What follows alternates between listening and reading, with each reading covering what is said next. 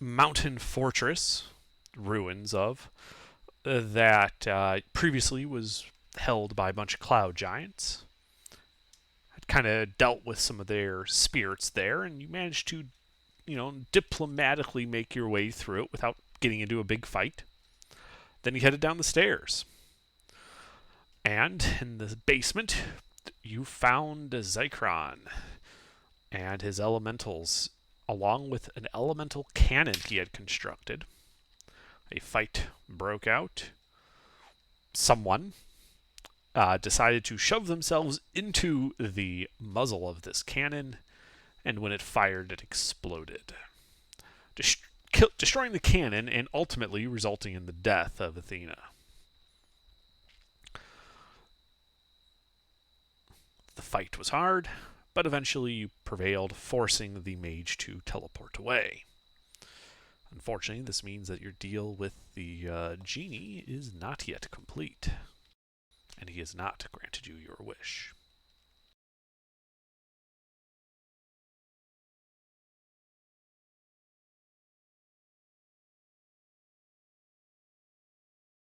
Yep. But you guys had looted the place, found his spell book and some of his spell components, and you guys huddled in a corner, and were about to begin a long rest.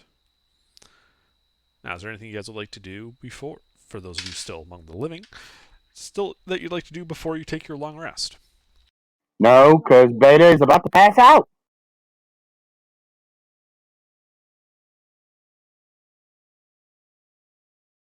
There's only like a couple of us alive, so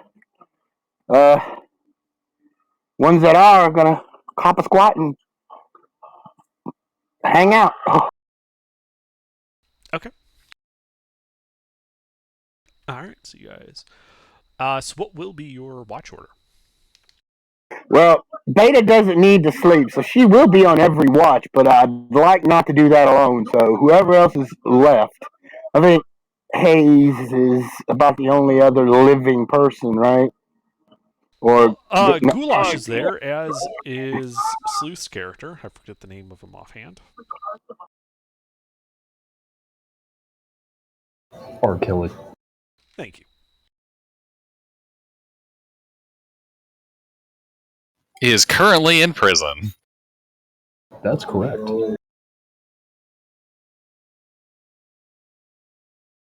I mean, you pee on one person and they lock you up. What is the world coming to?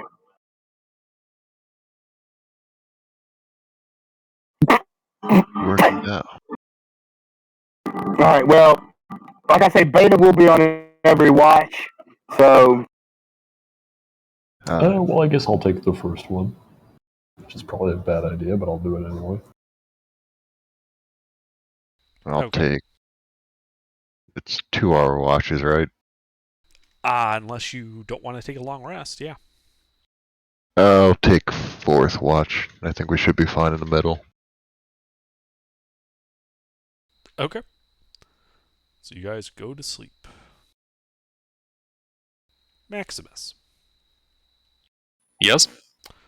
So you're following this trail up this cold mountain. The sun getting low on the horizon and setting. And before you, you can see this path leading to this ruined structure nestled in the back of a small valley. You can see that the first floor and part of the second floor of it remain intact, the higher floors having collapsed a long time ago. You know your quarry is somewhere within. Sorry, what? I was talking to Maximus. You're asleep. Are we in that same spot? Yep. Oh, okay. Is it too late to ritual cast Tiny Hut before we sleep? Yeah. Sorry, no, it's not too late. Alright. I will do that. Okay. So, Maximus. Who's here? Who's Maximus? Sorry. No one you know. Maximus. So what are you doing? Well, if Maximus believes that this is where the mage he's hunting is, he's going to proceed in. Alright, yeah, you kind of proceed in. You see the ghosts of two cloud giants wandering this large hall, the floor of which made of frost-covered white and green tile. A worn carpet leads from the entrance to staircases going up and down. Two doors to the west lead to other rooms, both of them ajar. Three giant-sized display cases along the east wall hold faded documents behind glass.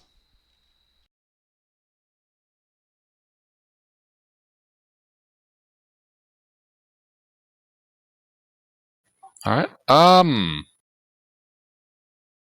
Maximus is going to head downstairs. Okay. Alright, so you start coming downstairs. Sorry, who was on first watch besides Beta? Me. Goulash. Alright, so Beta and Goulash, yeah, you start to hear steps coming from the sound of footfalls coming from the stairs coming down to your room. Beta is going to stand up and raise both her arms. Halt!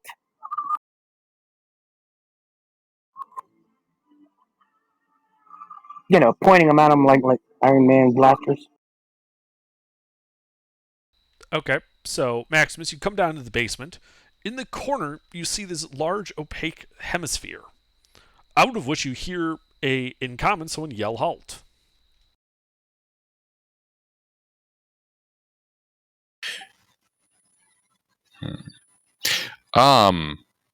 Yeah, Maximus is going to, in that case, halt.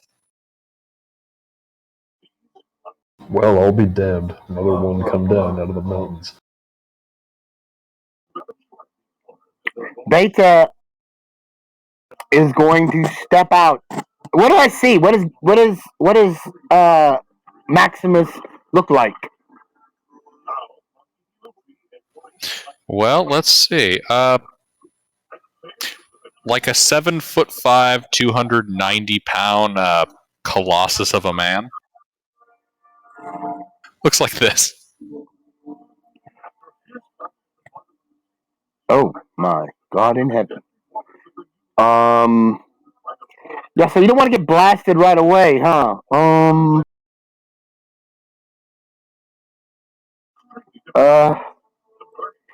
You know what?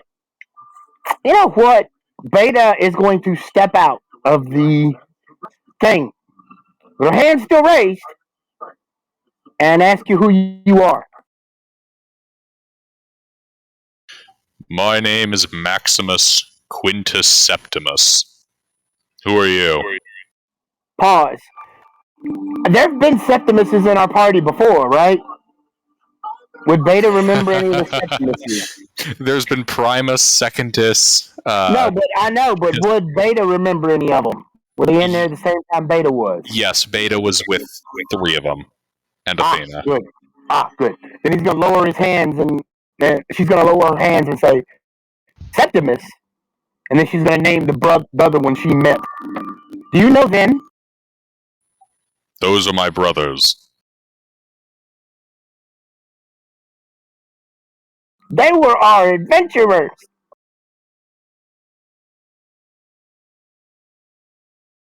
But So they they died. were your brothers? They don't look nothing alike. Yeah, I don't remember any of them being Goliaths. Yeah, they were not this big.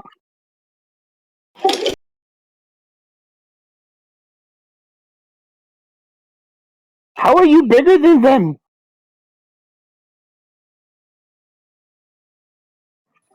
Did your mother have Good many friends? genes. I don't know about genes, but okay. We are resting. Quiet. And I'm gonna go back inside the hut.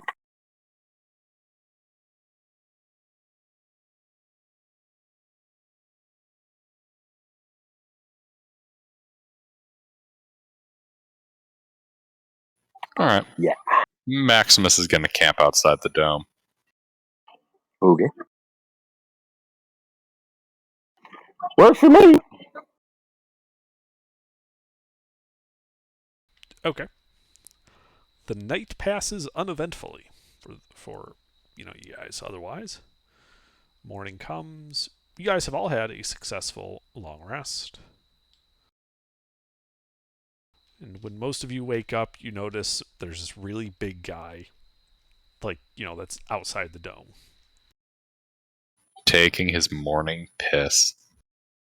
I'm going to tell the party that is a Septimus, one of the many Septimuses. Septimi. The Septimi. Because we've met many of them. It's another one of them. You are very large. That's what she said. He's not that much larger than Goulash. How large is Goulash? It's like, let's see, did I put down how tall he was on here? I don't think I did.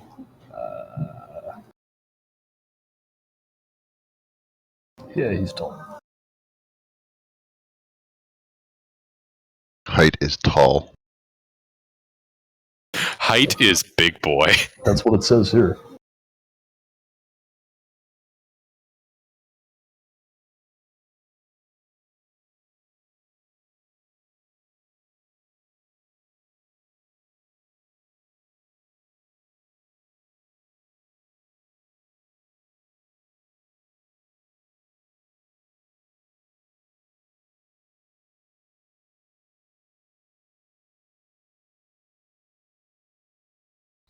Underdark.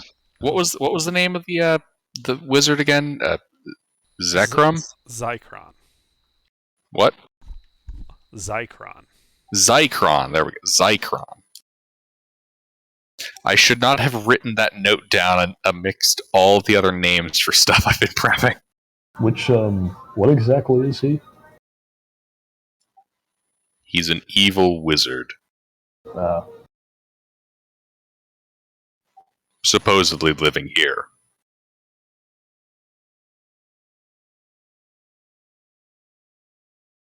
I mean, you can see, now that the dome has fallen, that there is, obvious, mage-type crap kind of scattered about, though the valuable stuff is all gone. There was a bit of a disagreement. And in the southern part of the room, you can see this, mangled, obviously arcane device that's still smoking slightly. What in the hell's happened there? Part of the disagreement. Yeah, your brother, and there's air quotes that come with that, got vaporized by that thing. I don't think Athena was his brother. I don't think she was a Septimus. Oh, she wasn't? No, never mind then. She was. Oh, okay. Oh, Yeah, I might just never heard her say her last name then. Oh.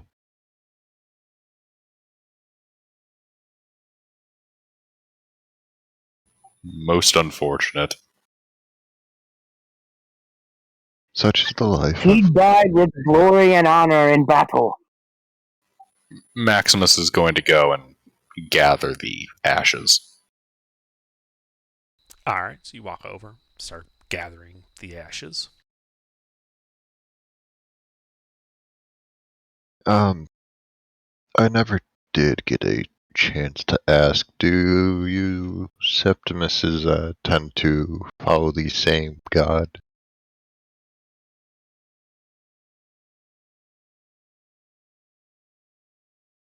We don't devote ourselves to a single god. Most of us. I mean, do you devote yourself to having the same father? Because I don't believe that you do. I'm just gonna throw one of my spare boots at Beta and quit being a jerk. I don't particularly know what to do for funerary rites, but I do know how to do that, if you would, like for Athena. I can handle it myself.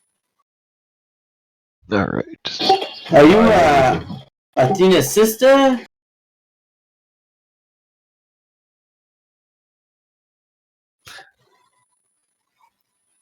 Hayes, Maximus is going to look at Taka with just the most baffled confusion.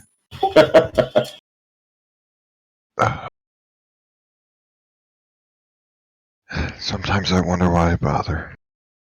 Yeah, Taka, I know the ladies can be hard to tell apart, but I can confirm that is not one of them. Oh.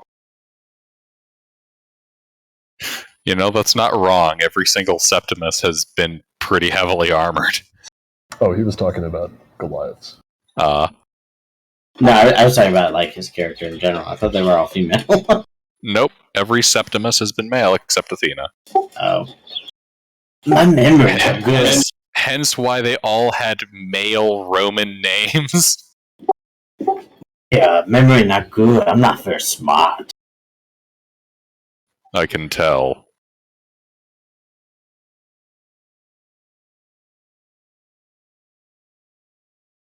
Well, Maximus, you finish gathering up the ashes, and everyone hears a pop in the room, like the sound of air being displaced. Glaive out. Do you hear a voice saying, "By the gods, you're still fucking here? Die, assholes!" And you guys should roll initiative. Oh, what? Round 2. Do we get like bonus? Bonus? No, we don't. Athena's dead. Oh, what did Did we you get? finish your long rest? Hayes, have you been paying attention at all? I haven't been here. I wasn't here, and I knew that. Who am I wasn't paying attention. now? Remember, Hayes. Athena crammed herself down the arcane cannon to blow Yeah, it but up. I didn't know what your new I remember that, yes. Yeah, It's I remember. like the same or not. No, they're not the same. So, we did get our rest in there, right, though? You did get a long rest, and it's been like Okay. 30 minutes or so of talking and gathering some ash. Oh, long rest? He's fucked. And long rest takes rid of 1 exhaustion, right? Yes. Yeah, he's. Do we get any bonuses for that? To our initiative? Like a aura? Or was that Athena that gave us that aura boost? See, I asked That was same Athena. question. See, I'm not the only one who asked that question. All right, well, Taka, so you're at the north end of the room with Beta and Goulash, or Kellis and Max are at the southern part of the room. The voice seemed to have come from somewhere towards the middle of the room. Wait, why am I at the north end? Because that's where you guys made camp. Oh. So it came from the middle. Well, do I see anything? No, you do not.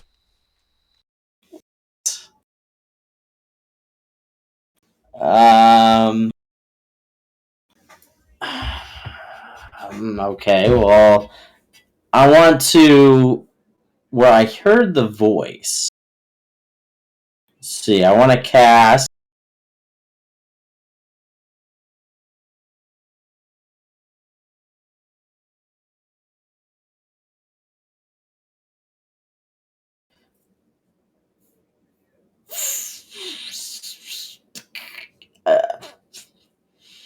There's like nothing. There's nothing visible. It is as if he Is- is invisible. Is there any teammates in the middle? Nope. I want to cast fairy fire in the middle. Okay. You're just centering it dead center? Sure. Okay. And I believe that's a dex save, yeah? Yeah. And what's the DC? That's where it says DC saving throw? Yep. It's 10. Okay, well, no one starts glowing, though you do hear some rustling as if somebody had quickly dodged out of the way of it. Okay. Well, I'm going to then. Oh, that was an action, I guess. So, how far away can I move back but still have eyes on the middle of the room? Um, 5 feet. I'll do that. Okay. So you back up. Arkellis, you're in the southern part of the room next to Maximus. Basically, you guys are like right at the cannon. Dispel magic doesn't need to be seen. I'm going to cast Dispel magic on this mage's invisibility. Okay. Well, you have to make your spellcasting ability check. Right? Oh wait, no, it doesn't. Sorry, I missed that line. Yeah, he becomes visible. Maximus, can you grab him for me? Wait, you have a big weapon. No, you can't. Never mind. I don't know. I could probably grab him by the throat with one hand. Oh, by all means. Anything else from you, Arkellis? Nope. All right, Beta. Actually, yes. One thing. I want to give Maximus a bardic inspiration. Okay. Beta. Beta is going to start blasting. Holy shit, you're here. Can I see what? That's funny. So can I see what I'm blasting first before I just start blasting into? Yes, his invisibility got dispelled. Oh, poor boo boos. Oh, let's put him in a hurt locker then, shall we? So Beta's gonna start blasting. She. Okay. Man, is that enough?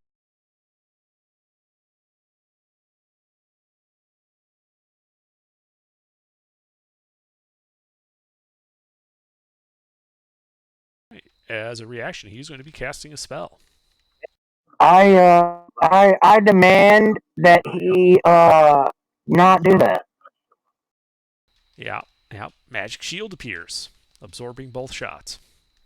Son of a bitch. I will get you! Okay. Damn, that means... So his shield lasts to the end of the turn. So... Let's see what kind of sneaky shit I can do. Anything else? As a bonus action, I'm going to cast Sanctuary on myself. Okay. And, I believe I'm good for now, yes. Okay, well, on his turn, he's going to take a step closer to Beta, Goulash, and Taka, and is going to cast a spell. No.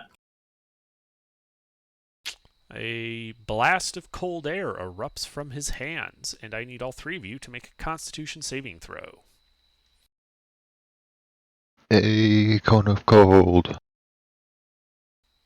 This is Beta, Goulash, and Taka. Damn these low rolls.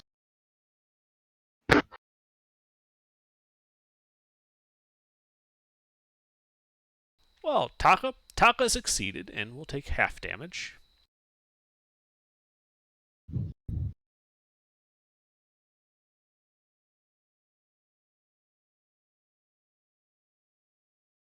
So, yeah, Goulash and Beta both take 61 cold damage.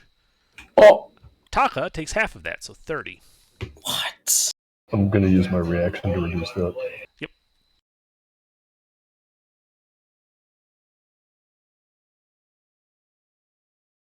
That's some communism. I took 61 points of cold damage. Yes.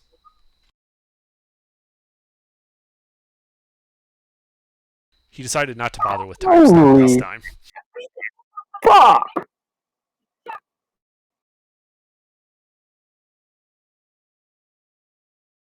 Alright, Goulash, it is your turn. What, already? Under decided to give us a do-over on this fight, and we still can't beat him. How far away is he? He is... Grab the map. 10, 20, 35 feet from you. Alright, you said grab him? I'll grab him. And then he's gonna run into melee and try to grab him. Okay.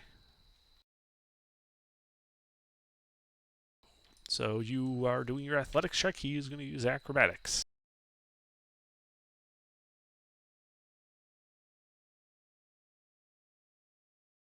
He is the squishy mage, and you grab him. He sure is. And, alright, let's see here. I got. And then we're going to try and slash him. Okay. You know, with my free hand. Uh-huh.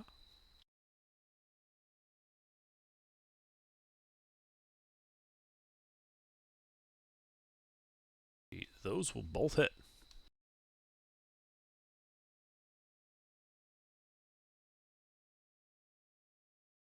And Maximus, you would have seen him turn into a weird giant lizard slug thing.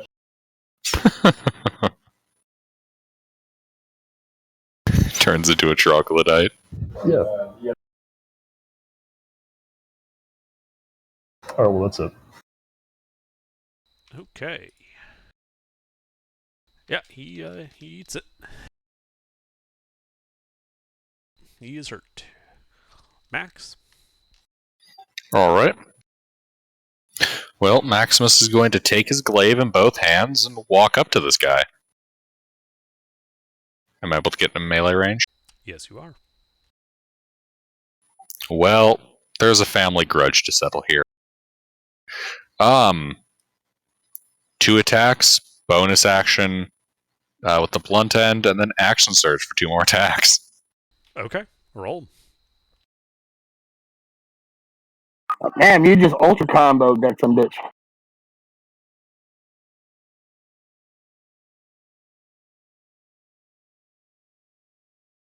He will cast Gesture as a And reaction.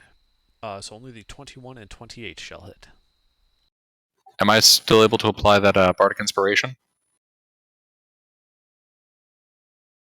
If you'd like to. I'll slap that on the 18. Okay. It is 1d8. And then whatever you roll on that d8 is also applied to the damage in Thunder. Well, that will So also 22. 3 hits then. Mhm.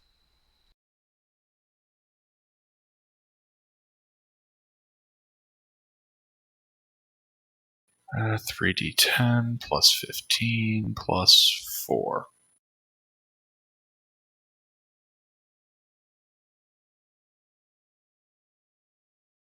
Yeah, you give him a good shellacking. He's hurt, not yet bloodied. Beefy wizard. He put points in con, not dex. A smart wizard. That'll be the turn of Maximus. All right, Taka, you can see the guy. He's being held by Goulash. Yeah, I can see the guy. Indeed. I want to shoot him. Okay. Roll to hit.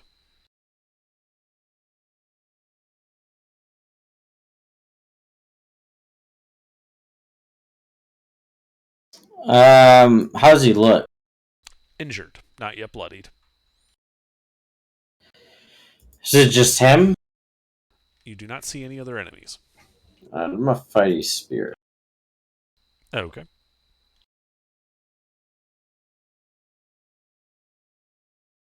I think I'm a +6 now.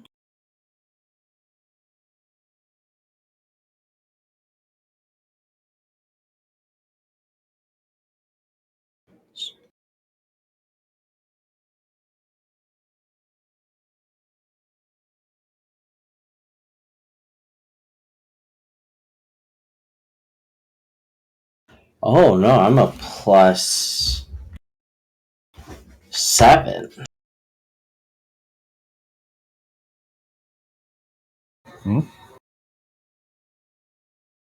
Ooh, that's a crit. Indeed, it is a crit. Oh, I like That crit. means you double everything. Woo, that's a lot of damage. He's also my favorite foe. Mm-hmm.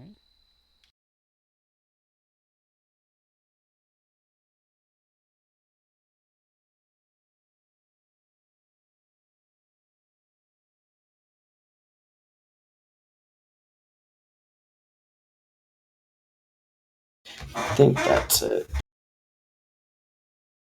We'll re-roll that too. Okay. I'm gonna keep that too.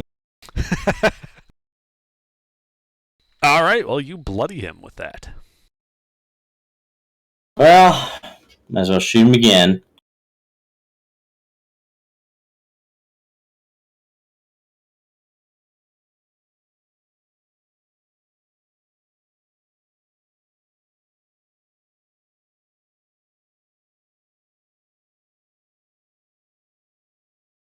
The 19 does not hit. Oh, you didn't say that. You didn't give me a chance. There was like a minute there. You waited like 2 seconds. Yeah, just like in So a PSG. 19. Bounces off the magical shield he still has up. Ah, well, I'm gonna shoot him some more. Okay.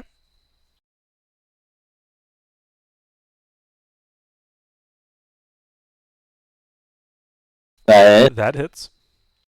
Just a little bit.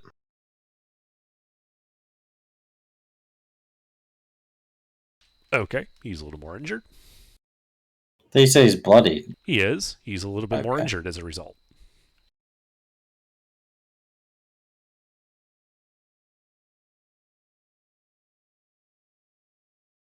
That's also a hit.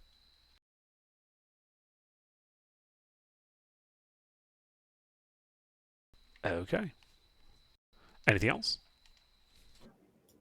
How far away is he? From you, 40 feet. Alright. All right. Arkellis. Goulash, you are doing wonderful. Be a dear and hold him right there for a minute, would you? I'm going to give Goulash a bardic inspiration, and I'm going to put the mage in a silence dome without getting, hopefully, any friendly spellcasters. What's the radius of that? 20-foot radius. That The would only get Goulash and Maximus in it. Besides, I can work with that. okay.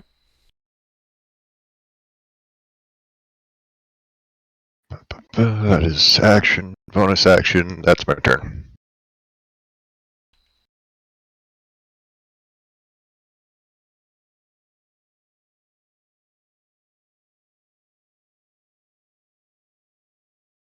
Okay. Beta. All right, Beta is going to move over to Hayes because me and Hayes both. So me, Hayes, and Goulash were the ones hit by that big ice blast, right? You, Taka, and Goulash, yeah. Okay. So I'm going to move over to Taka. That's what I meant. I'm going to move over to Taka. I am going to twin cast Cure Wounds on me and him. So Okay.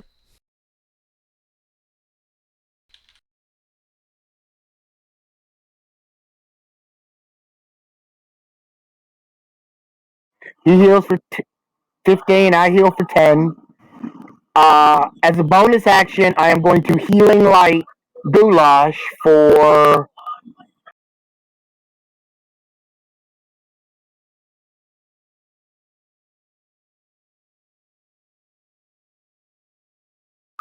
19.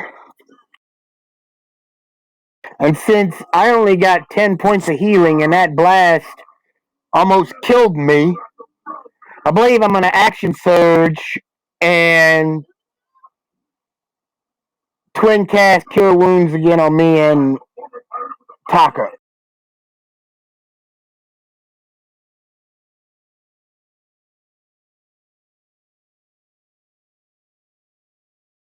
So I get a total of 16 and he gets a total of 29. I got 29 health. Yeah, I gave you 29 health. Awesome thing. And Beta is done. Okay. This guy. Well, he pulls out a wand and points it at Arkellis. That's unfortunate. That is very unfortunate. Bolts of magical energy shoot out of it. I'm going to cast shield. The bolts all hit harmlessly on your shield. He's got a wand of magic missile. And you just shot every charge out of it. I'm going to give him the finger. He's got to be upset about that. Yeah, he is. Goulash, it is your turn. Alright, I'm going to continue silently noogieing the wizard. Okay. Only the nerd. Open the book!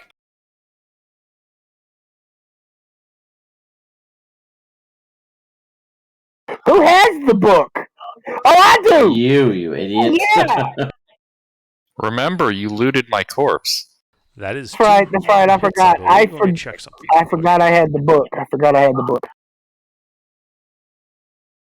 Yeah, that is 2 hits. Alright.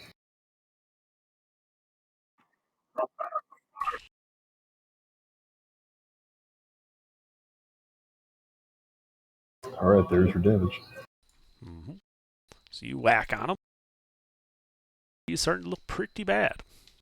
Yeah, you've heard of the sound of silence. Now get ready for the sound of violence, except you can't hear it.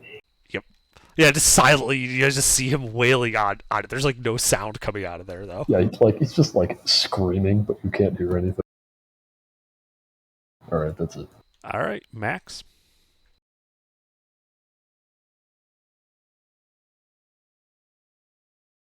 Max?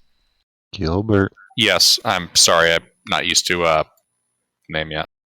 Yeah, Maximus is going to continue to kick the shit out of this guy. 3 attacks. Roll to hit.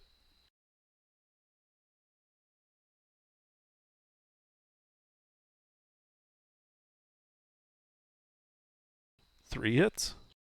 Oh my god.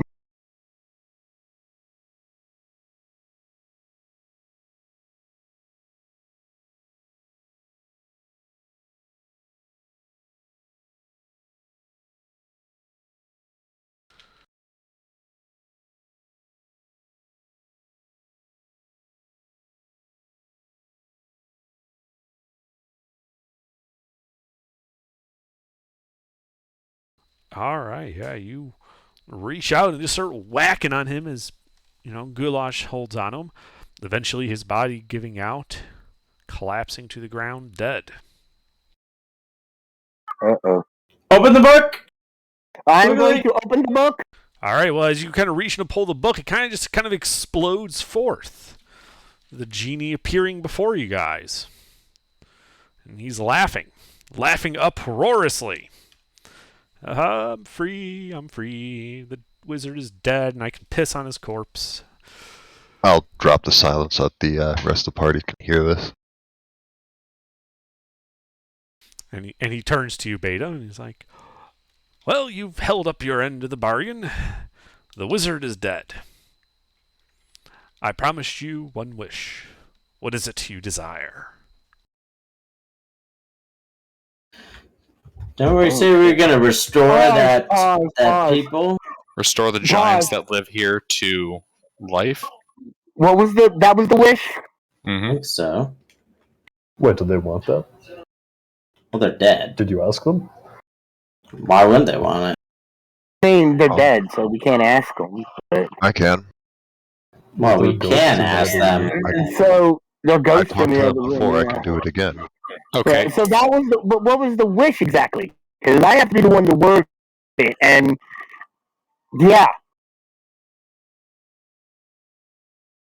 Do you want me to go ask if they... If you're curious about wording, mister, you could probably word it as such.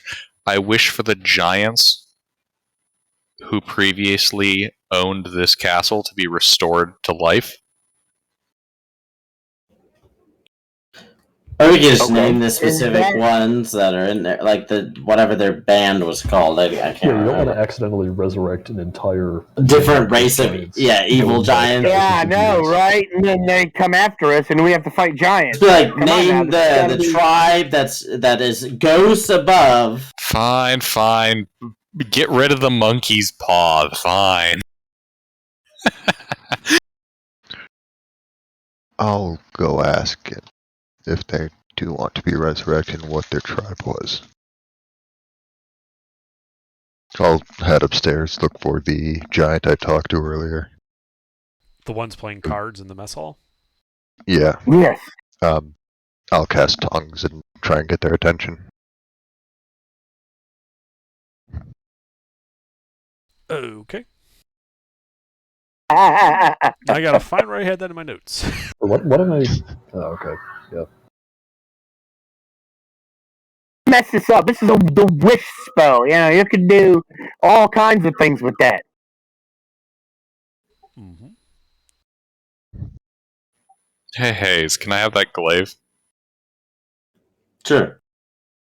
Cool beans. Alright, yeah, so you go in there, get their attention. They put down their cards,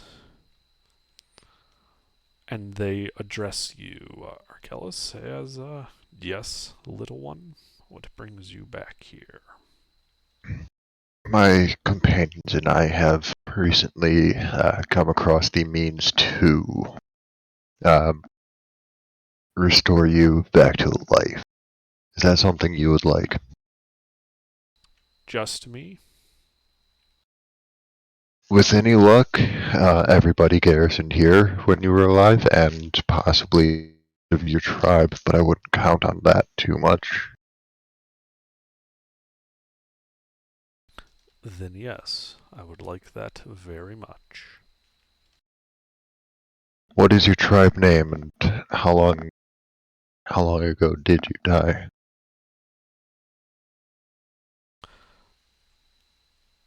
We are the giants of Zaim. As for how long, time has lost all meaning to us here.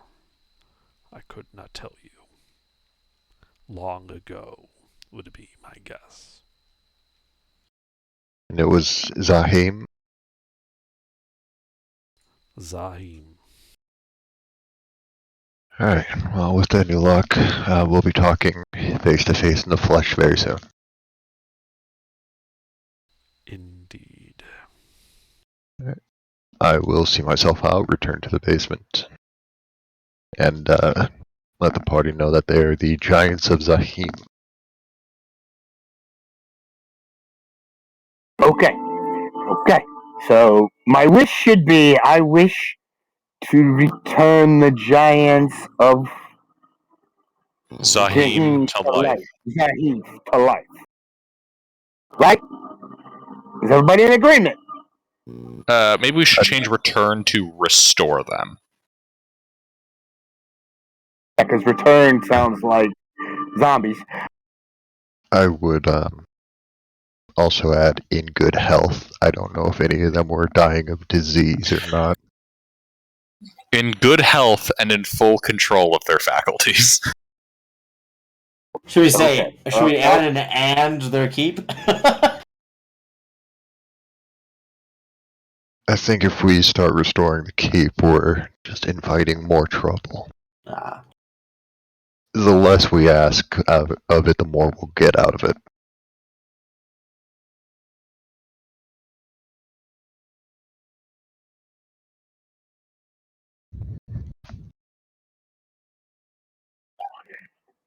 Okay. So, all right. We got it worked out. Does that look like good wording?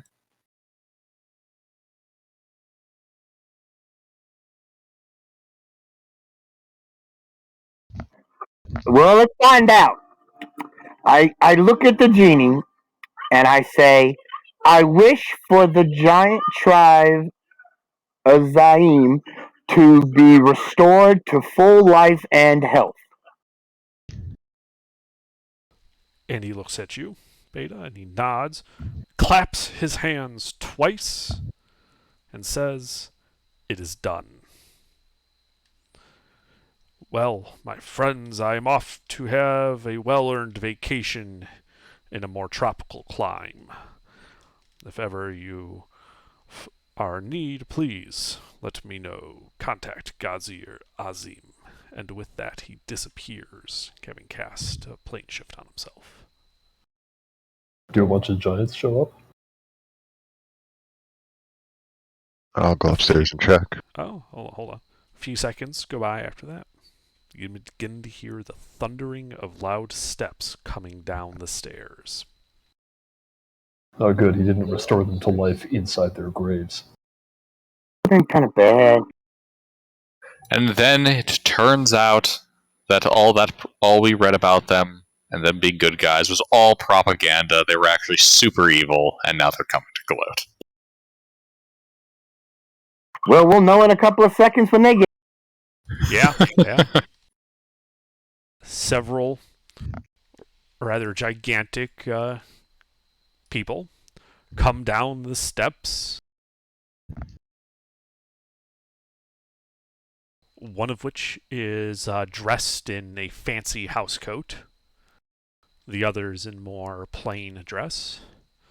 The dressed up one, points at you, Arkellis, and says, You have done this to us, and for this you have our thanks. It wasn't just me. I was part of a team, and, well, to be honest, I was mostly here to talk to people rather than do all the heavy lifting myself. I helped out how I was able, but it was a group effort. He looks and says, Then you are all friends of our tribe, and will always be welcome here. Repairs will be made, but safe harbor you shall always have. Welcome, friends, to Cloud Peak.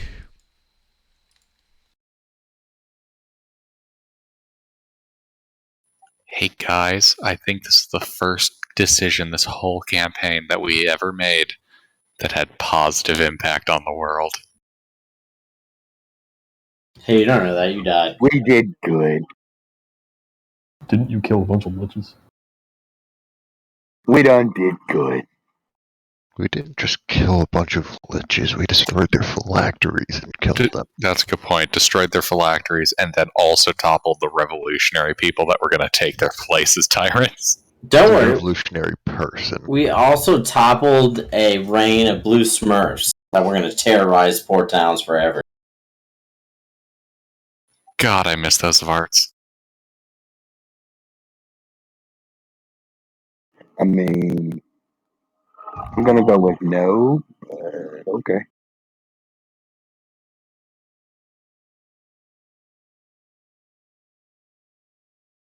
Bekwar tells me that you had planned on taking our clan's histories and spreading it throughout the world. Is that still your intent? If you would like us to, yes. Although if you want some time to rebuild in case some people take the news less than kindly, this is the territory of an undead nation, as far as I know. I don't think they're very keen on having neighbors there that are not under their direct control. We had wars with the Duke of the Aspect of Air, Akka. I doubt some trumped up zombies will be of much threat to us. Liches, vampires, and the like. We did kind of destroy their government. Phylactery and all, but One of their governments. yeah, one of their governments. I don't know how many they have, but Then he turns to his. Then rebuilding, it looks like, shall have to wait. If their government is destroyed, then now is the time to strike. No, they're city-states. Only one of them was toppled.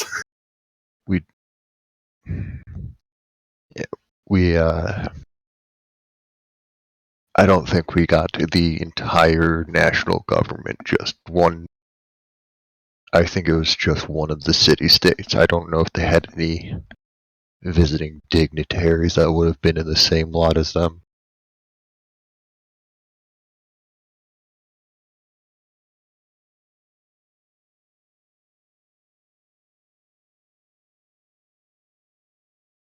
What if it actually is the time to strike, though?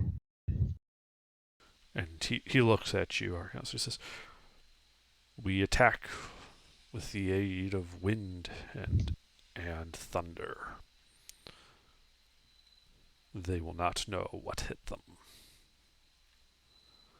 If you wish to join, you are more than welcome. But you have done us a great service. And if you simply wish to leave, then you may go in peace."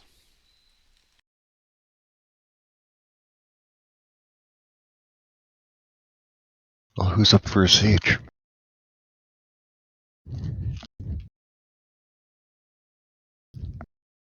I'm gonna be honest, it's actually sounding kind of tempting. I mean, let's do it. I certainly wouldn't mind getting revenge on the people who made me spend several years living in a fucking sewer. Sounds like we're in. Excellent. Then come. Though our fortress is destroyed, we still have allies I believe we can call on. Unless they also succumbed, still we shall try. And he starts heading upstairs. Maximus is gonna follow. Yeah, I'll follow too. Sure, let's do this.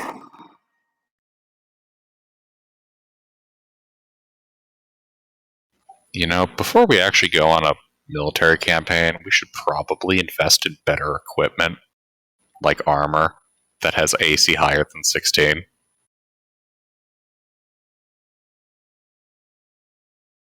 I mean, kind of help with that for a few hours a I don't know day. what you're talking about. I don't need that. that would give me. I'm saying as a player, it'd be nice to have a different armor than chainmail. I've been running on that for 9 levels. What do you need armor for? Your body's practically made out of rocks. Wait, are we level 9? No. Yes. What? I should update that. So what happens when you guys miss sessions? Are we level 9? I thought you said we were. Yes, we are level 9. Okay. I can get you plate mail for a few hours a day. It'd be preferable to have plate mail permanently. I got to agree. I would really love to have plate mail myself.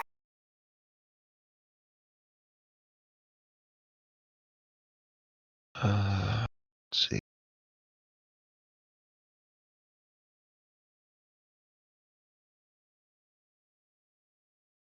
Animating.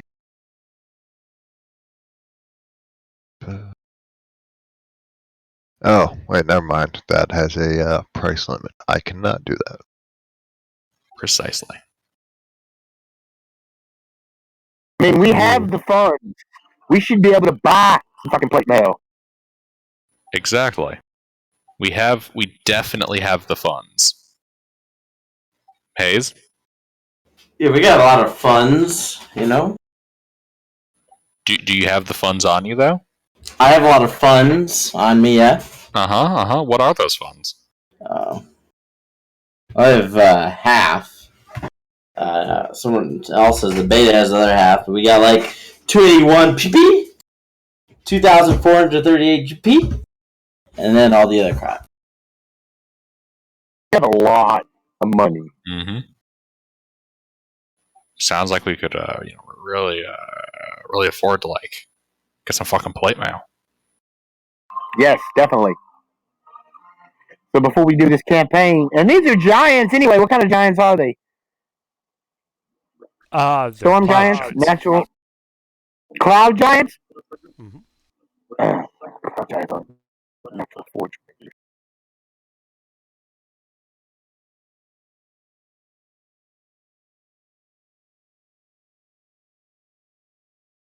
Yeah, but they should know how to get us some good armor. Mm-hmm. I think we should get armor. So what do you guys do? Ask about getting plate mail. Yes, for real. That's what we just said we were gonna do. Okay, so you go upstairs. You can see the nicely dressed cloud giant seems to be directing a large number of cloud giants. There's a lot more than the ghosts you saw here. There's several dozen moving around. So, since we're going on this invasion, is it possible for us to get better equipment? We can't pay for it. Beta's gonna try to be persuasive. Okay, make a persuasion check. Okay. You asked me to make it, so remember. Uh-huh.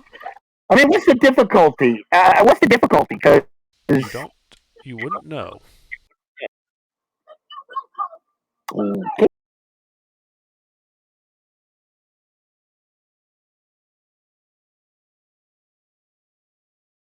Okay.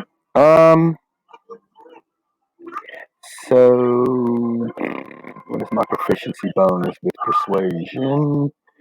+8, and I double that because of my thing.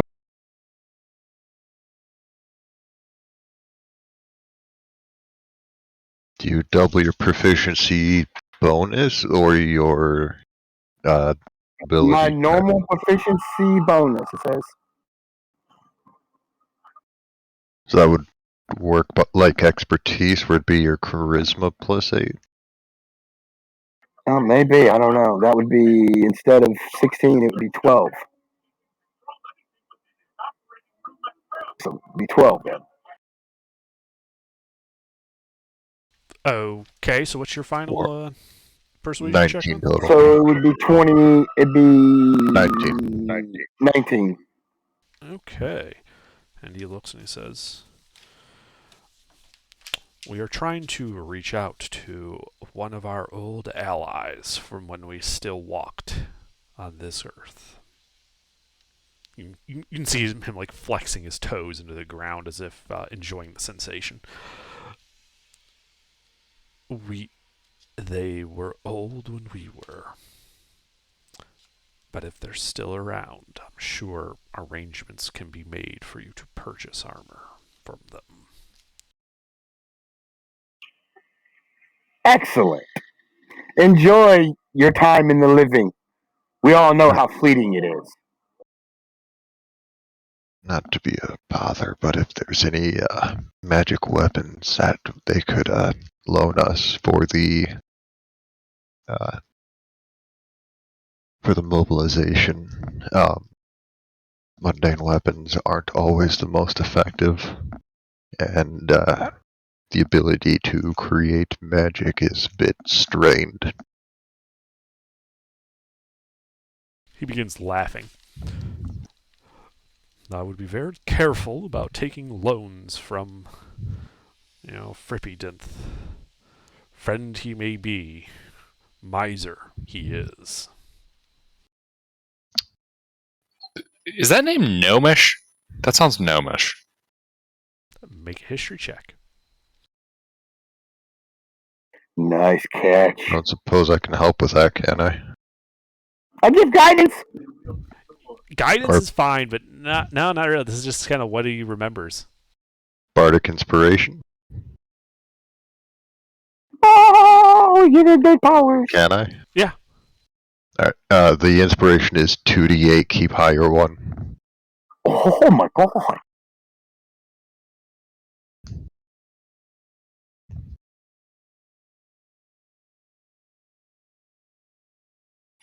If I have one regret, it's that Regulus died because he was a fucking nerd. So at 19 tells you that the name is of gnomish origin, but it is also not one you recognize. Like it's not like a big name or anything like that. It's not the name of a god or anything. It's not revered, is what you're saying. Right? Yeah, it's not Revert. They're not calling Revert. All right. If they were calling Revert, the Giants wouldn't be needed. Just send Revert to the fucking city. He'll drive them all out.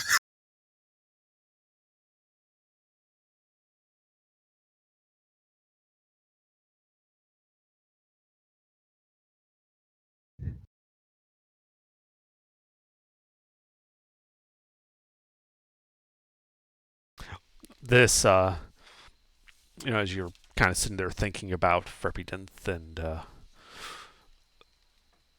what that means, this other cloud giant, kind of dressed in, shamanistic type clothing, walks up to him and he quote unquote whispers to him in giant, but you could all clearly hear it because he's a giant and whispering is like normal volume for you guys. The question is, do any of you speak giant? Yeah. Would I still have tongues up that Yes. last for an hour? Yeah, I speak giant. Okay. I'm a Goliath, of course I do. Most of you would understand this then. And he said, and he kind of whispers to him, "We have made contact with Ferpidinth, and he is most eager to join us in this. Apparently, these befouled things have spread all over the subcontinent. Our old lands are all in their hands."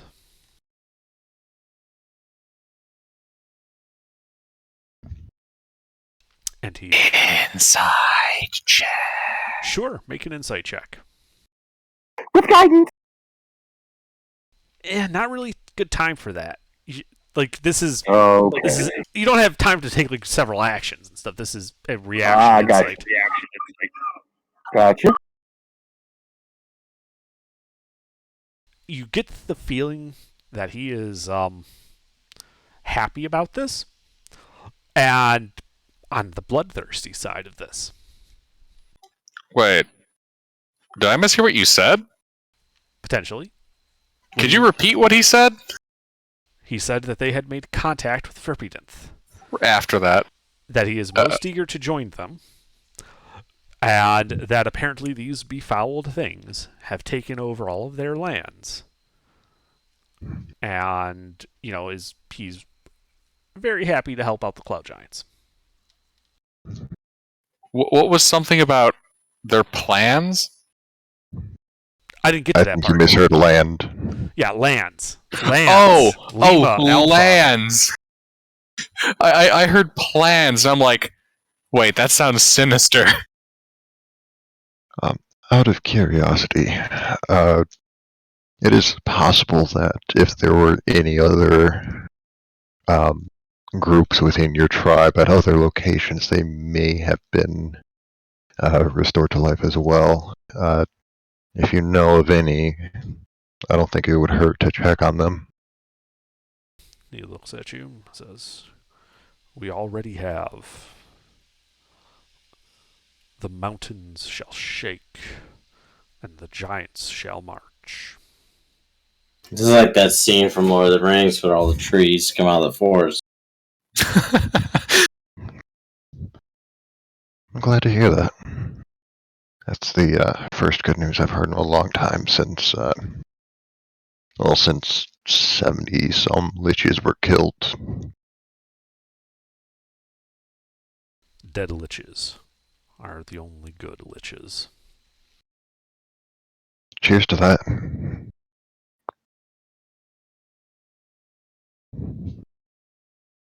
And you notice outside that it's getting darker and darker and darker, despite it being, morning. That's not normal cloud coverage, is it? When we go to war, we do not simply walk. The storms come with us.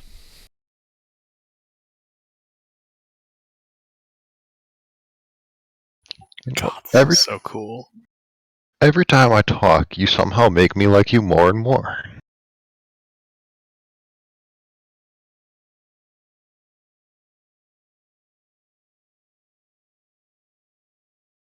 Such is the nature of you talking with your betters, I suppose.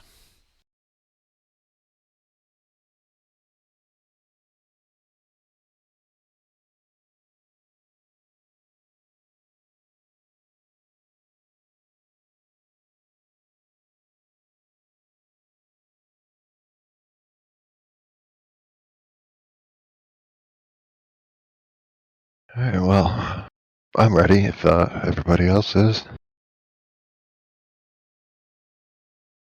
Do we need to, like, rest or something?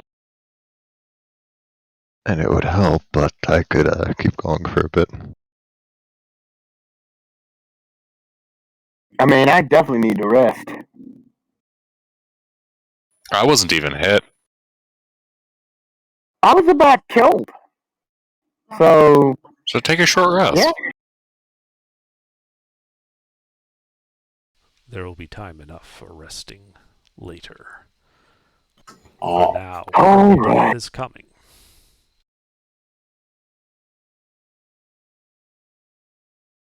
And he starts walking towards the front of the building, as if to walk outside. You can, you can see through the open ceiling that dark clouds have rolled in and choked off the sunlight. The air has grown chill. Light snow is beginning to fall. And I'm trying to find a goddamn picture of the guy. I didn't expect this to be relevant at this point. What, you didn't think we were going to go through on it? I didn't know what you were going to do. Yeah, fair enough. We did it. We restored giants to life. And you see a large, very large, as he gets closer and closer, winged creature descend through the clouds and lands on the open terrain in front of this. This gargantuan dragon standing before you and the giants. oh. Guys, I think we just got a dragon. We got a I dragon. mean, I think we jumped in the final campaign arc Hey, haven't we seen this thing before? We have. Yes. before we were ready. The Jumped cloud into the giant kind end of game walks and beginning. takes a step closer to him, salutes him, and says, "Welcome, Frippydith, to Cloud Peak once again. I'm glad to see that that time has treated you kinder than us."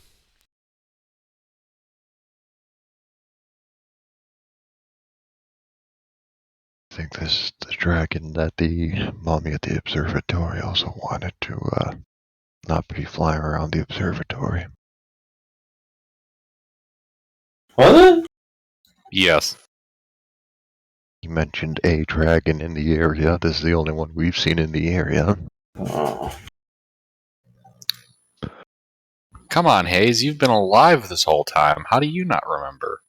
I'm not very smart. My memory not very good. The dragon nods. All of its pointy teeth kind of being shown in a reptilian smile. He says, "It is good to see you again, Sinir. It has been 370 years since we last spoke. The scourge has not been idle in that time." I'm sorry, I misspoke. I wrote down 3,700. I said 300. It's been 3,700 years. 3,700. Yes, That is, in fact, many years. indeed. It's like That's at least 3. That's a lot of years. Mm-hmm. And he says, the small folk are ascendant. My cousins have all fallen. And you called me to war. One final time, I think, to end this scourge on Lyris once and for all.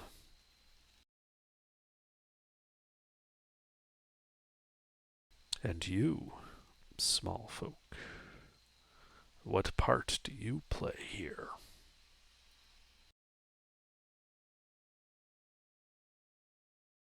He is very obviously staring down the party at this point. I intend to help in any way I'm able to.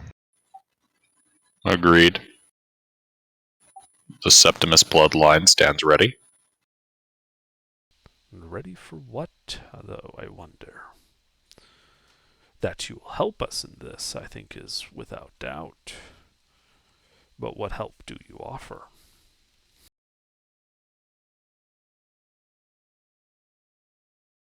Incite the dragon! Sure, make an insight check. I also make an insight check. Okay.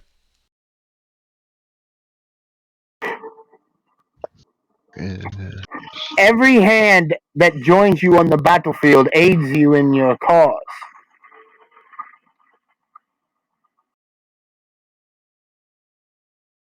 That we're willing to raise swords against this enemy with your side should be enough. We shouldn't have to prove ourselves. Make a persuasion check. No. Oh, God. So, yeah, you say that, and he said, as I said, that you will help us is without question. You stand here among us as equals. I'm here We returned life to your friends. And could you do so again, though, should they fall? Well, I mean, if we get another wish spell, we would. I mean, it'd be only right. You, I think. And, so Arkellis, you don't really get anything. You know, it's a dragon. Maximus, you get the sense that he's more or less trying to bully you guys and just establish. This is a dominance play on his part.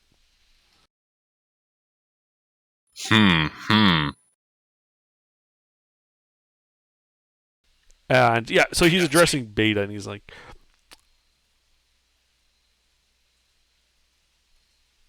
and how am I to direct you if I do not know what you are capable of? I have no desire simply to throw you like so much chaff into the fire. Well, you're not throwing us anywhere. It's our choice to jump into that fire. Frankly, chaff into the fire might be the best way to help us. We are more familiar with close quarters combat than distant archery and spellcraft. So what it sounds like is you would be most helped if I was to arrange for your insertion and assault on an enemy stronghold. That I think I can do. Sapping would make sense for our skill set.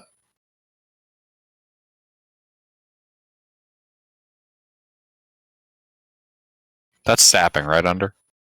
No. Sapping would be more like guerrilla fighting, disabling infrastructure type of thing. Blowing up bridges, collapsing, poisoning wells, that type of stuff. But I could. Yeah, this is more of like we could. This is more of like a surgical strike type thing. Yeah, this is more. This is more spec ops More behind like the line deployment type stuff. Apply they fight party directly to opponent's rectum. No, while they fight and draw main force from a Right. frontal assault, We we'll stab go in the the enemy in back the ass. and yeah.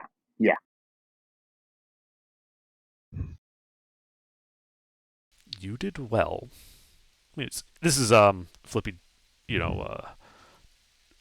addressing the party. Said you did well both in your disruption of the necromancers at Nakfoxnad,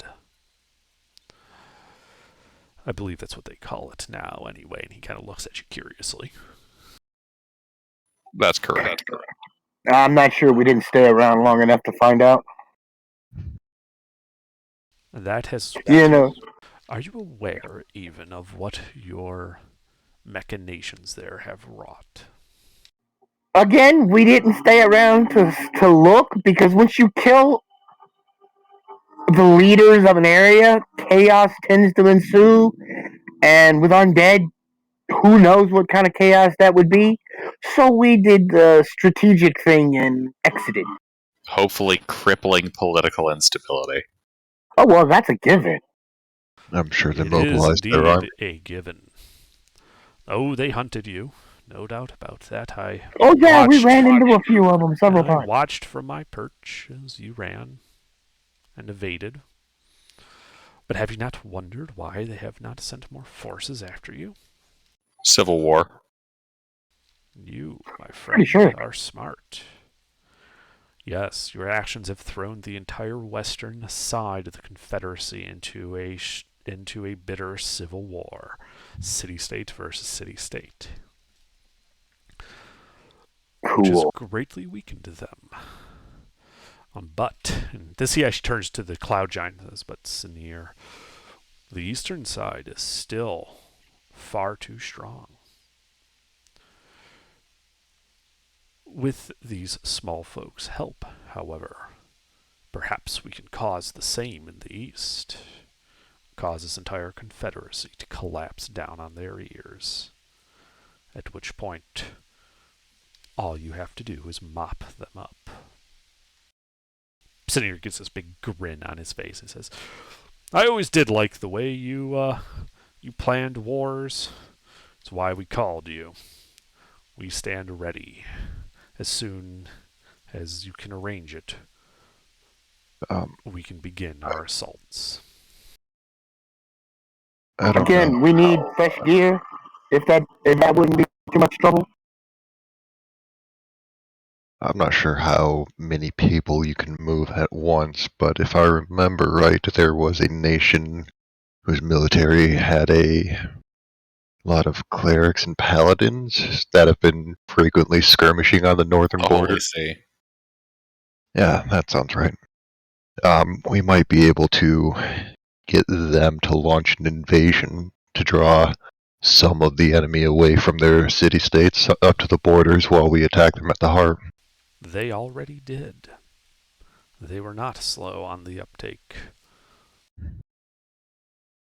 No, what I am thinking of is taking you small folk to a certain necropolis and dropping you into the lair of the beast, as it were, to deal once again a lethal blow.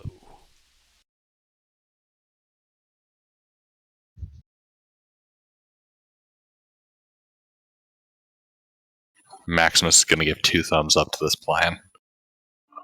We can handle that. But again, like I say, we need new gear. We need better equipment. If we're going to assault a citadel of death, we need better gear. Because the plain stuff we have is just not going to cut it. We'll never make it through. I see. Gear should not be overly challenging. Cool. The question, though, is what do you have in trade? Even in times such as this, materials are always in short supply. Got a lot of gold Gold. and PP. Platinum. I don't think they want your PP.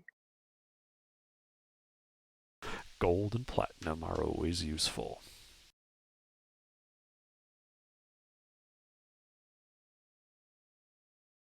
Well then, Samir, it would seem that the plan shall be forthcoming. You see the Cloud Giant nod and simply says, "Success to you, my old friend," and begins stomping off. As he walks past you guys, he kind of nods to you respectfully. And then Ferpidith Turn the nod. Ferpidith kind of speaks to you guys. Is like, let me know when you are ready, and I shall transport all of us to my lair. There, gear shall be acquired.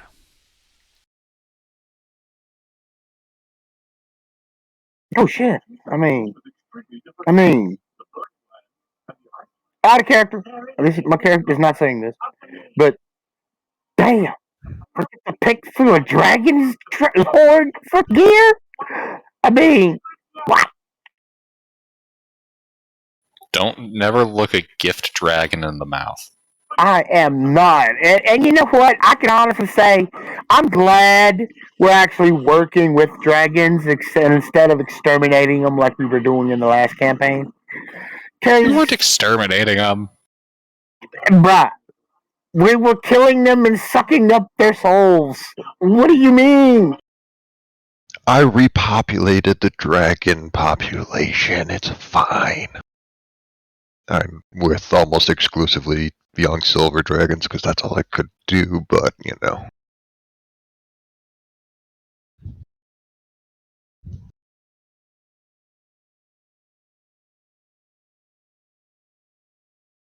Hey, well, I'm ready. Yeah, I'm ready. I have nothing else to do. We can get gear and rest at the dragon's cave and then head on out to the final mission.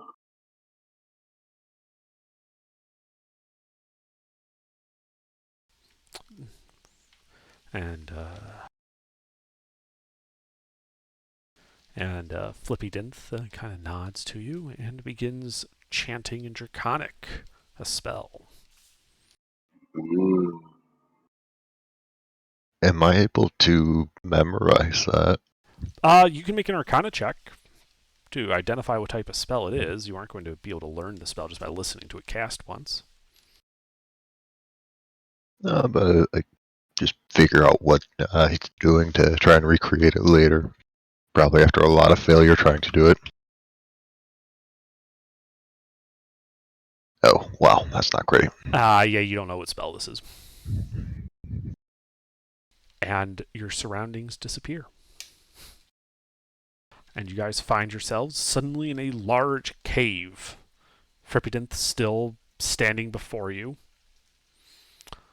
You see odd equipment kind of stacked floor to ceiling against one wall. Another, you see various chests.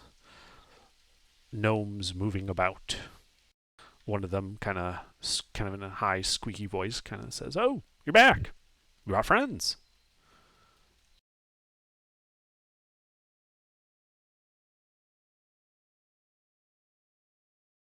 And Frippidinth says, "Our time of reckoning has come. Prepare the assault teams. But these people need to speak to the quartermaster." And with that, Frippidinth begins kind of walking, down the cave deeper.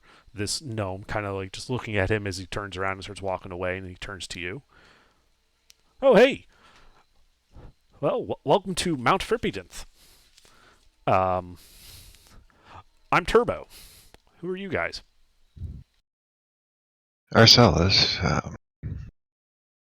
Beta, Gulash, Takahashi, and Maximus. I'll point them out as I say their names. Maximus Quintus Septimus. Yeah, get his full name right. Oh, I'm not going to remember your name in like 5 minutes. I'm terrible with names. Understandable. I like you. I meant more along the lines of, why did Frippidinth bring you here? Oh, we brought back the giants at Fort Cloud. And now we're going to war. We're overthrowing We're here for equipment. Nation. We need some equipment, and we're going to be, from the sounds of it, going after some lich phylacteries or something similar. Yeah, we're killing undead. I wonder if Frippidinth is going to use the drop pod. That might be interesting. What? I love these gnomes more and more every time. And when you say what, he says, "Oh, that," and you see it looks like a an intermodal shipping container, except made out of wood and armored iron with 4 pegs on the sides as if to be grabbed by a dragon. The front door kind of looks like it would fall down as a boarding ramp. Oh, that is so fucking cool. This is so cool.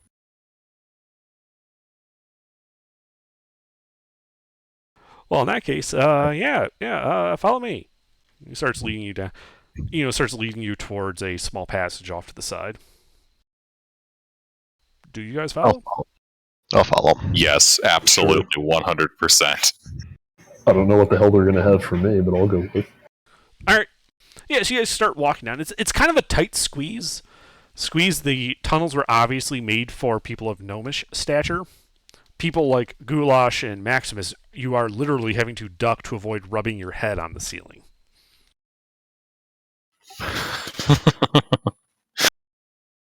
Man, it's good to be 4'8".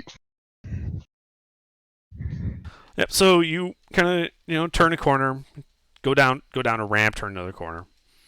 He approaches the door and says, "Well, this is the quartermaster. I'm not going in there because last time I went in there, I nearly got blown up. But if you need equipment, he's the guy to talk to. See ya." And he starts walking off. I love him. I think I'm gonna go in. Agreed. All right, so you walk it. You open this heavy iron-banded door. It kind of swings open slowly, like it's resisting you as you kind of push it open. It's just so heavy. And you walk in, and you see this other gnome with this leather and glass like apparatus, kind of like strapped to his face, and he's looking down with like these little tinkering tools inside what appears to be a barrel of some kind, like a wooden keg that's been cut in half.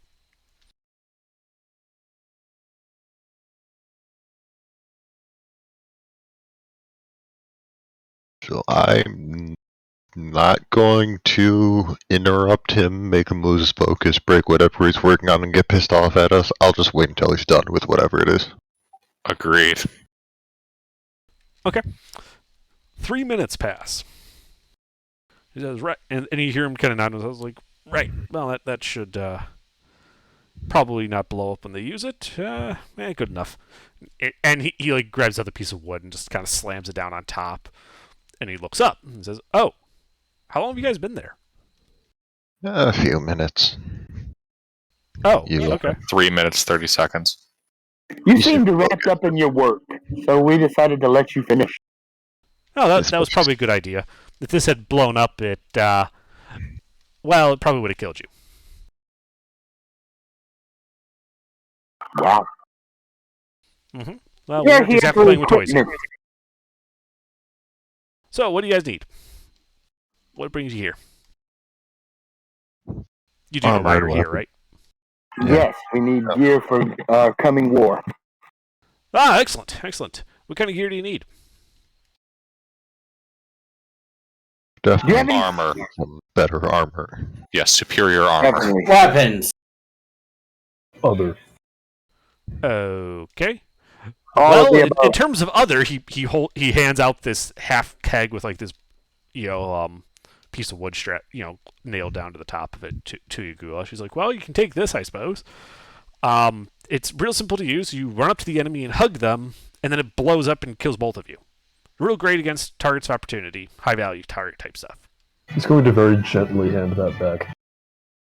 Guys, great! You can't throw it? Well, I suppose you could. That might be a bit more difficult, though. Usually, people dodge when you throw explosives at them. Hugging, they don't really tend to suspect you of anything. How big is the explosion? Kind of looks around the room. I mean, they wouldn't have to rebuild the room or anything. It's a 20 by 20 room. So a small explosion. So if you did throw it at somebody and they dodged, they wouldn't take any damage. Well, yeah, that's why people dodge stuff. If they took damage when they if they dodged and still took damage, they wouldn't be much point to it, would they? I meant that out of Could curiosity. just think we could just strap that to a big stick and smack someone in the teeth with it? I mean, Too bad I we don't have suppose- a bear anymore. We could strap it to the bear, like the bear ready. Anyway, I suppose you want, normal stuff like, plate mail and things like that, right? I mean, I'll take Yes. this bloody box. Cool, great, thanks. I don't know if I'll use it, but I'll take it. I prefer to survive, but, if I'm going down anyways, might as well go down swinging. That's what I always say. Well, that and don't eat the peel of the orange. It's not as tasty as you would think.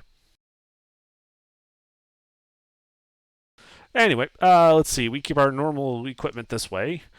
Don't worry, there's basically no chance that you'll get blown up going into this room. Maybe. Well, I mean, unless I pick the wrong door by accident, in which case, if I start running, you should run too. And then he opens the door and walks into the other room.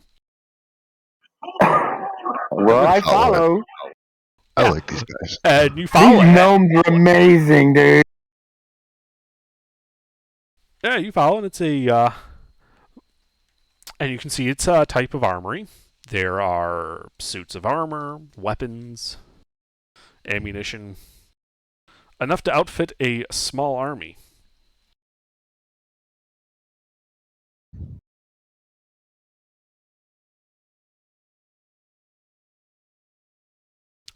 And he says, unfortunately, I can't just give this to you, but I've been told you have stuff to trade, and gold and such, that will do.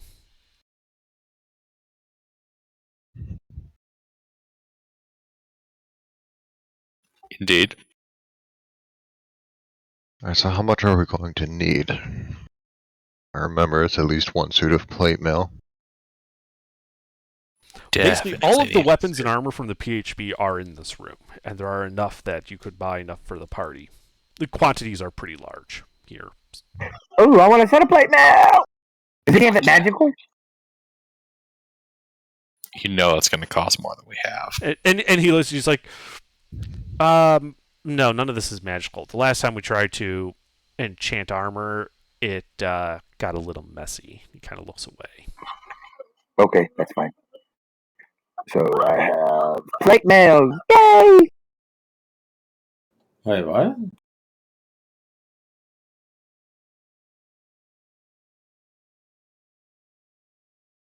Hayes, we're saying shell out cash for plate mail. Yeah, the quartermaster here will basically sell you any of the equipment from the PHB at the PHB prices. The PHP. Player's Yes. handbook. All the normal gear. Have you never seen the player's handbook? Hayes, are you paying attention at all? I am. I just don't know the PHP is. It's the player's handbook. It's the core rules for how you play D&D. There's an equipment section that has every weapon listed and armor.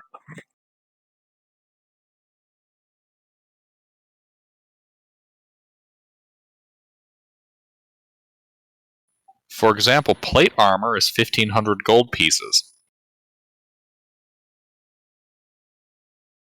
How big 15 is, platinum pieces. how big is our party funds? Oh, it's big enough. I just We don't had a think lot Hayes of knows how to parties. do the math for it. No, do what's his name's first. He has the other half. It'll be easier. Do who's first? What's his name has the other half? Beta. Beta has the other half. The other half of the party funds? The party funds are now on 2 people? Yeah. Yes. I don't think mine's caught up with his, though, but yes. Because I know Hayes is carrying what Athena was carrying. Right. Yeah. I only had a third of the party, and 2/3 was carried by, what's his Guys. name? Guys, do you need me to do the math?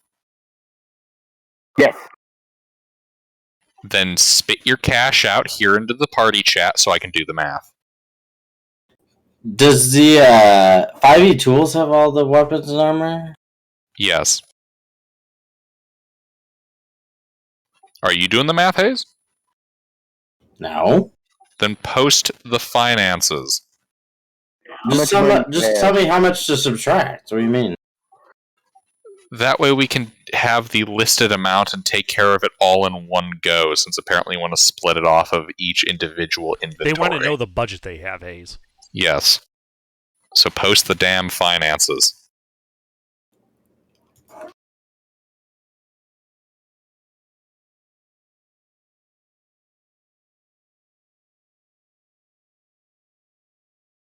Because guess what? Bringing out the fucking pitch. When you Under say the they have pitch here, right? he looks at you and he's like, "Oh yeah, we got pitch." Hey, Block. How much pitch are we talking? And he's like, I don't know, we got maybe 3 or 4. 3 or 4 tons? Well, rooms. Maximus is going to shake this gnome's hand. You are now my family's new best friend. I'm the quartermaster. I'm everyone's best friend. All smart people, at least.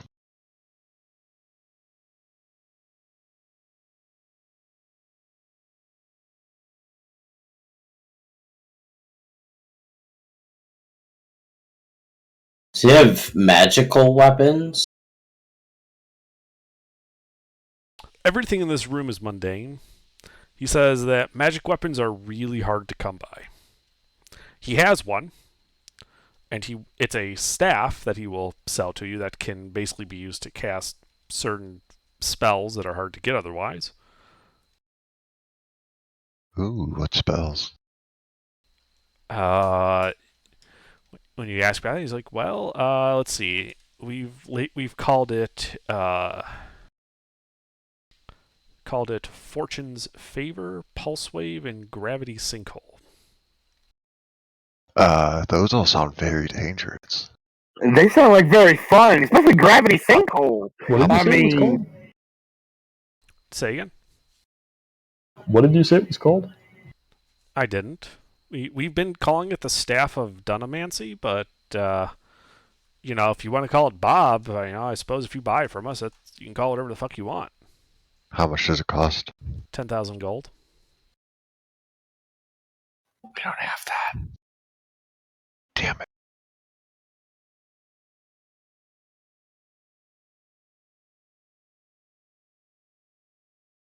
I might have to get back to you on that one. Oh.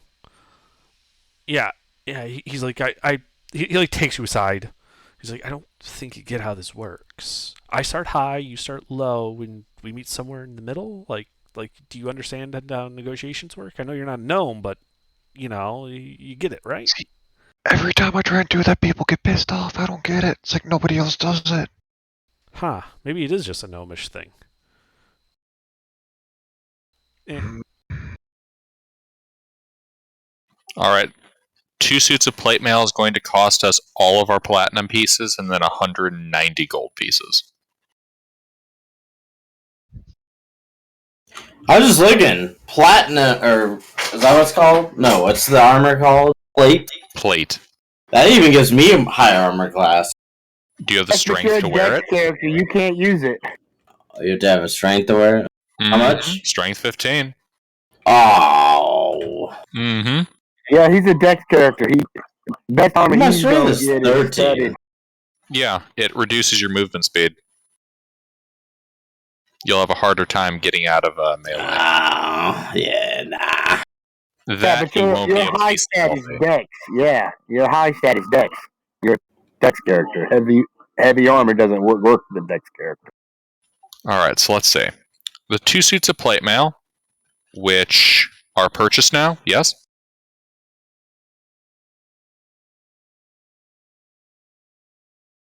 Does anybody have an issue with the finalizing of that purchase? Who's getting this plate mail? Maximus and Beta. Beta is getting a suit of plate mail.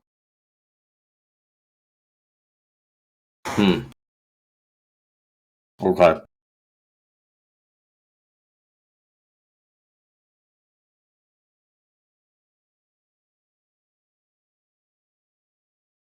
Alright, so what does that give us for our party's budget? Well, let's see. That will leave us with... One moment. Gilbert Beta put 83 platinum into Taka's 281. So Plate Armor can come completely out of platinum. Ah. My apologies. I didn't notice that he put that at the far end. Damn formatting. One moment, then.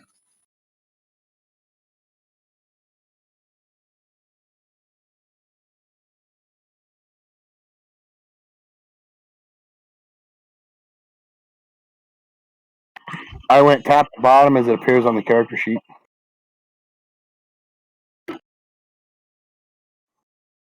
All right.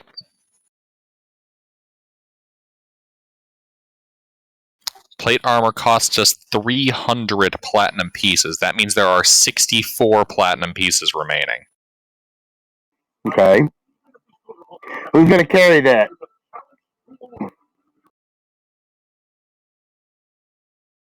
I got it. What? Are you going to carry the 64. platinum, Hayes? Yeah, whatever. All right.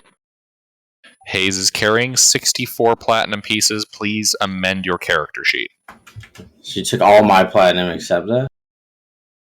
All of the platinum has been consumed except for 64 pieces, which we are stashing in your inventory. So just change your platinum piece numbers. Yeah.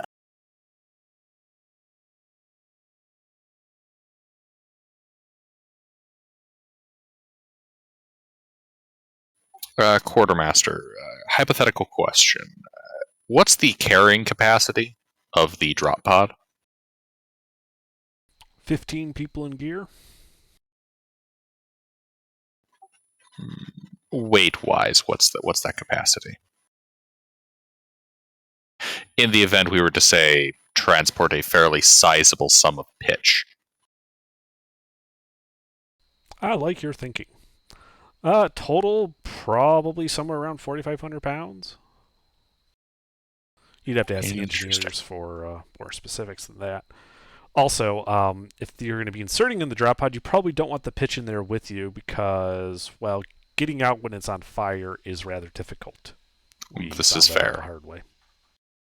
No, it's just encouragement. You might not have been around for this, but one of your siblings had a bad time with pitch. Maybe you should stay away from there. Hayes, I say let's do it. Pitch was easily one of our most valuable weapons in the early campaign. You wasn't there, but it was. It was awesome. It was quite literally our budget wizard. We lost one character to an unfortunate accident, another character to killing like an entire troll, and we killed a bunch of spiders. Pitch was easily a super effective weapon. It was so good that the DM took it and used it against us. What? No. The DM used it against us and I stole it. Oh, I knew somebody used it first. Yeah. Under used it first, and then I evolved all of my Septimi to use pitch. So, for the purpose of spellcasting, would a drop pod full of pitch count as one object? Are you talking about animating that? Better. Enlarge, reduce. 8 times the weight of pitch. No, you're not thinking big enough. Oh, fuck. Pitch The element. drop pod is a single object. The contents are not. Fuck. But is the pitch being carried by the drop pod? I want to buy, Yes. So doesn't enlarge reduce also affect what's being carried by it? So Yep. If we increase the drop pod size, the pitch scales with it? Or you could shrink it down and carry the drop pod in your pocket and then It only throw lasts it for like 1 a minute. grenade. Oh, never mind. I'm gonna buy So- 200 arrows.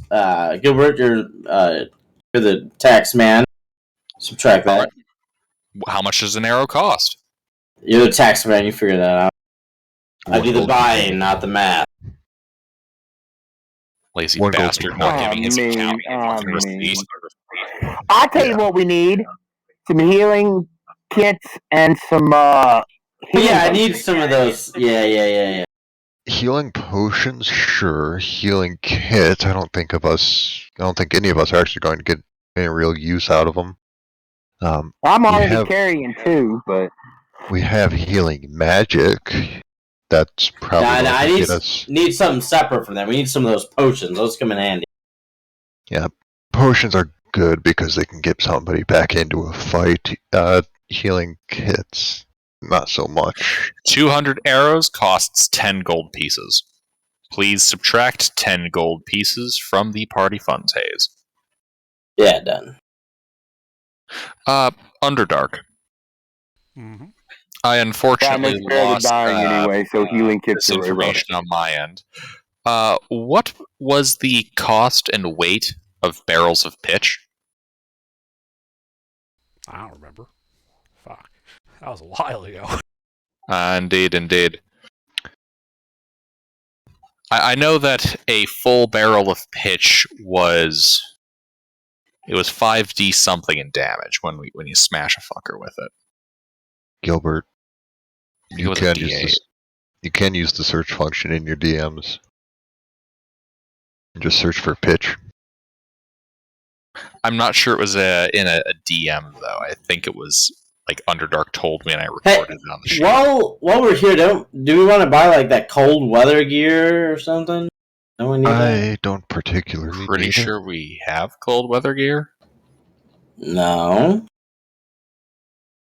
Why would we have ever had that? We never bought that. I mean, this isn't the Icewind Dale campaign. I don't know if Underdark requires cold weather gear.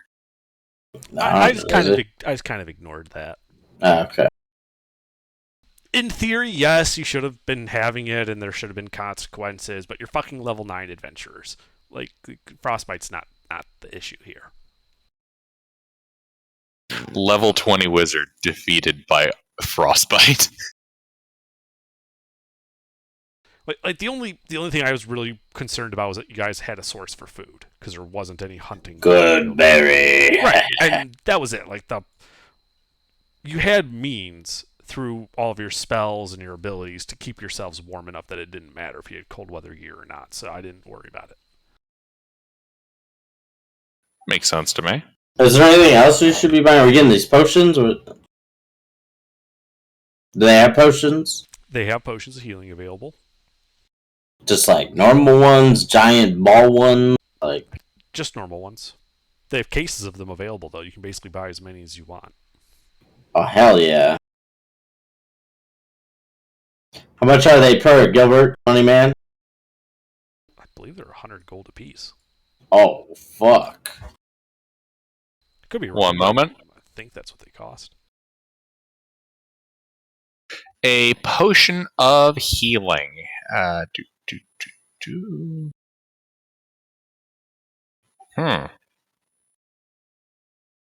Interesting. It does not apparently have a listed. It's in the PHP. I know it is. Here it is. Potion of healing. 50 gold pieces apiece. I want like 10. Underdark, how big is a case? A case that holds a dozen of them is going to be about 6 inches long and 3 inches wide, 2 inches tall. No top. Like it's just like a little wooden basket type thing to hold, a dozen vials. Well, in that case, we might as well acquire 2 cases. Easy rounded number of 24. I want 10. All right. That will cost us 1,200 gold pieces. Please subtract that. Alright. I'm taking 10 out of the cases. Why are you taking 10? That's the gratuity. I do a lot of He's a healing greedy for bastard. myself. You're all greedy bastards. I am the party healer. I am not greedy. All my characters have died for you. What are you talking about? I spent the entire last combat healing. I never made one attack. You only took one turn. You were AFK the other 3. Shut the fuck up. Hey, I'm Mister. not letting that go. I'm not letting that go. You were AFK 3 of 4 rounds. I'm not. Don't even say you did anything. Yeah. That was last week. I'm talking Yeah. about this week. What, this week? We barely did anything. This week there Guys. was 1.5 rounds. Guys, Anyways. let's see. Do me a favor and edit those original posts for money. No. Yes, please. That way, you guys have the right visual. Are you paying me for this? There's a fee for this, an edit fee. No, there's not. You don't know that. I do know that. I'm making the rules. You don't know me. I do know. I'm trying to chop down trees, okay? I got time for this editing. Alright, there we go. Alright, so we've acquired 2 suits of plate mail, 200 arrows, 2 cases of healing potions. We should definitely acquire pitch, as it makes effective discount wizard spells. Alright, that's all on you. I've got what I wanted. I just wanted to suit a plate mail. Under? Yeah, I'm having to do the math again. Give me a second. All good. Is there anything I could buy as a ranger? I'm trying to look at this chart. I really don't know. Is there anything I need else? Should we buy? Pitch. No. You should. No, seriously, get more pitch. I mean, you could technically light your arrows on fire and you make flaming arrows by dipping them in the pitch. But, I mean... The whole thing with pitch, and I think we can all appreciate this, the pitch can be utilized in a number of very important ways, such as creating smoke screens for cover and easy obfuscation to make our unit seem larger than it is when we deploy via, drop pod into the mists of the enemy. Additionally, it's good for sowing confusion, blocking off routes, and in general, being a pain in the ass for the undead. It also would function as a, I suppose, fairly reasonable screen against large groups. Listen, I'm carrying all the gold. I got any room for any pitch. I don't want to explode with pitch. Yeah, so a barrel of pitch, which is 40 gallons, would be like 40 gold.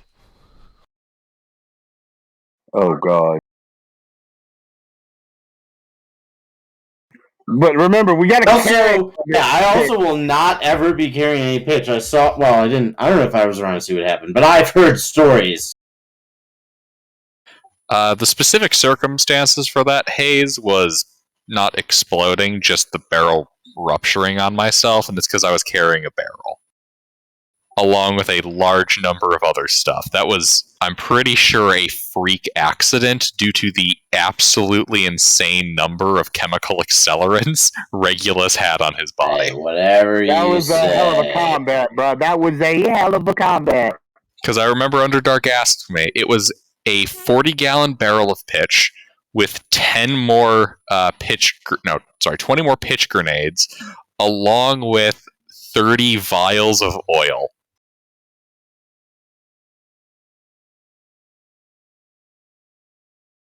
Like, that was a freak accident.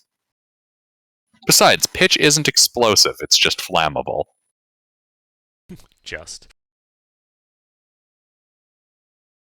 Unless you put it under pressure. Oh, Underdark, important question. Mm-hmm. Are dust explosions an understood thing by gnomes? Yes, they are. Maximus would like to inquire with the gnomes how to produce dust explosions. He hands you a sack of flour. And a torch.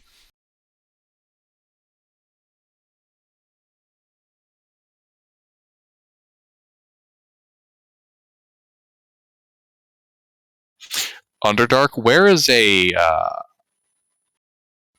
functionally speaking... Goblin Slayer. So, what precisely do I need to do to set off a dust explosion in D&D? I know that within the physics of it, it requires a flammable particle to be dispersed into a fairly confined area.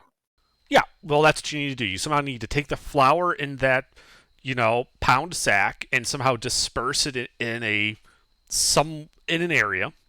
You have to get it into a volume of some kind. So something like some spells that produce like concussive effects would probably be useful for that. Like a Thunderwave or a Yeah. Booming Blade, or Yeah. Okay. And then once it's in powder form, you have to ignite it. How much powder would it take to blast, let's say, a 20-foot by 20-foot room? Probably 4 pounds. It was a 1 pound sack that he handed you. Basically 1 pound sack can probably hit a 10 by 10 by 10 area. Oh, fuck yes.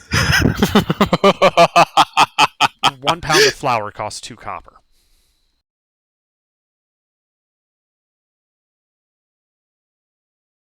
Underdark, you know this is going to be a running thing for me from now on, right? That's fine. I don't care. Excellent.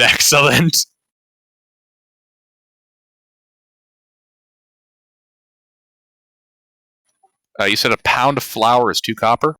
Yep.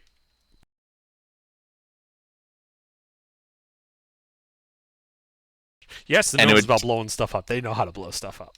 Indeed, and it would take about 4 pounds to blow up a 10 by 10 room. No, 1 pound will hit a 10 by 10 by 10 cube. To do a 20 by 20 area, 10 feet tall, 20 by 20 area would take 4 bags. All right. The trick for large areas is the dispersion. All right. You can't just put all 4 bags in the center of an area and hit it with Thunderwave and expect to fill a 20 by 20 area. It's not going to be that spread out. Right. But if, say, the, giant-sized Goliath started pitching these things to different points of the room, that might be able to.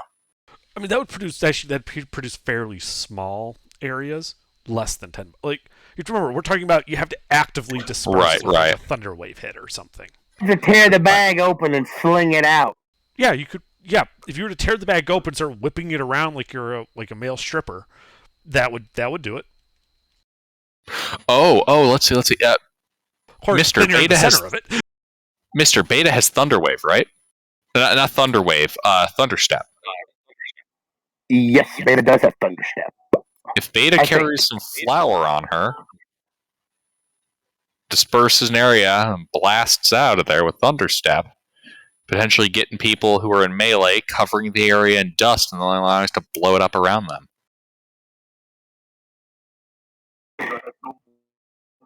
Problem, Beta does not know Thunderstep. Oh, bummer. Beta knows Misty Step. That must have been one of your other characters that had it. Alright.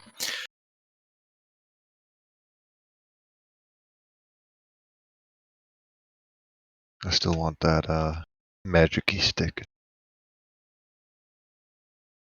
Alright, so we're going to take off 80 copper pieces.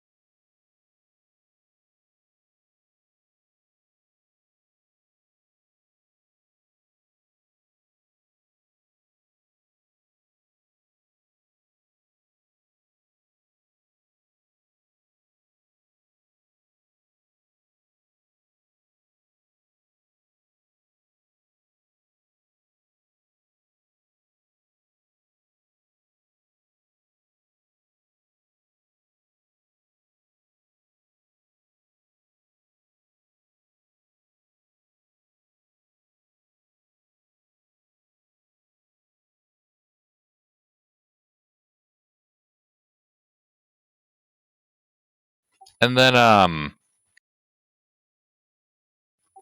you said a barrel of pitch costs how much? 40 gold. 40 gold, alright. Do you guys mind if I mark off a bit of gold for that?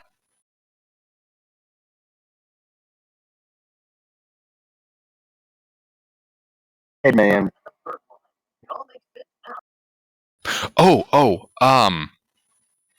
Can Maximus get with the gnomes and figure out how he'd need to cushion barrels of pitch in order to not have it be set off when they, impact? He looks at you strangely and says, "Pitch isn't an impact, explosive. If all you need to do is not break the barrel. Precisely, that's the point. Well, Don't let the barrel get hit. I suggest wrapping it in many layers of wool blankets or something to cushion it. How many wool blankets would that require to, let's say, get 4 barrels of pitch safe? Depends on how high you're dropping from.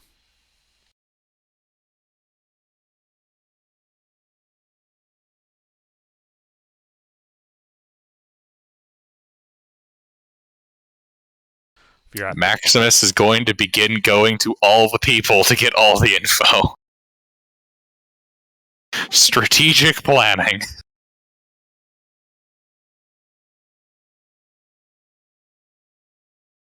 I mean, basically, yeah, like some woolen blankets wrapped around them would probably be sufficient to protect them. In the end, you probably just need a couple dozen blankets to cover like 4 barrels, if that's what you said you had. All right, couple dozen blankets, so 24 blankets. Yeah. A blanket costs 5 silver.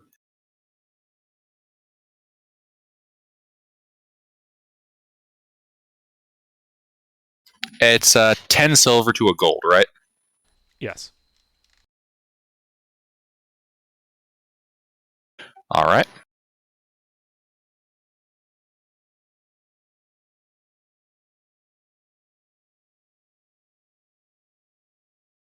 I'll be right back. Mm-hmm. How do you spell barrel? Barrel. There we go. Okay.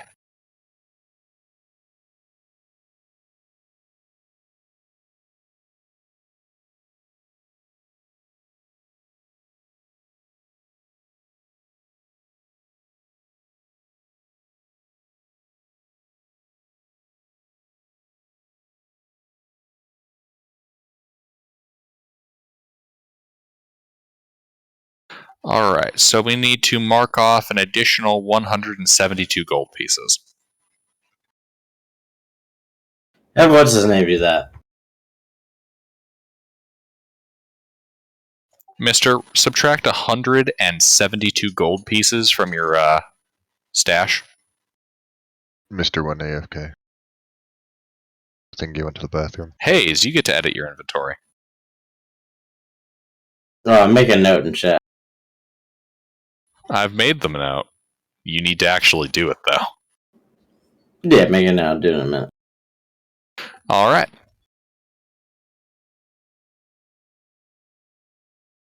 If we're being deployed in for surgical strikes, what else do you guys think we need to acquire?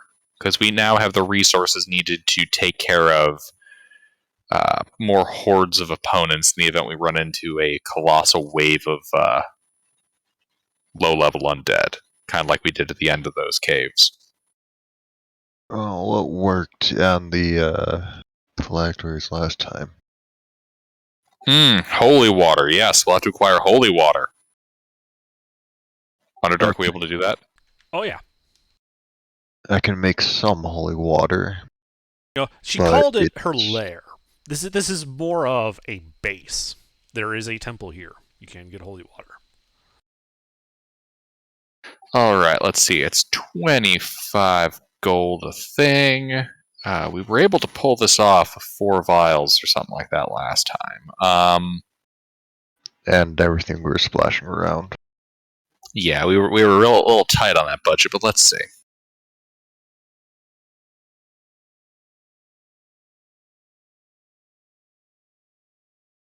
If we spend 600 gold pieces, we'll be able to acquire 24 vials of holy water to distribute amongst the party.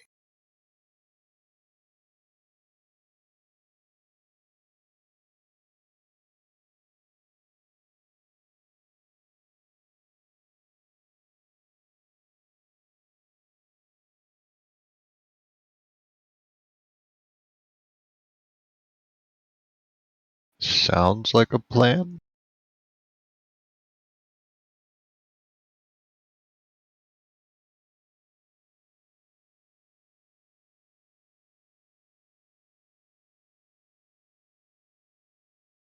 So if I don't use any of my high level magic,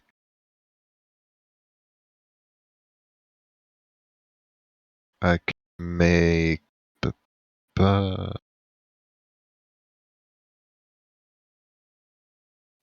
Hey, Under, Mm-hmm. do they have access to quantities of adamantine?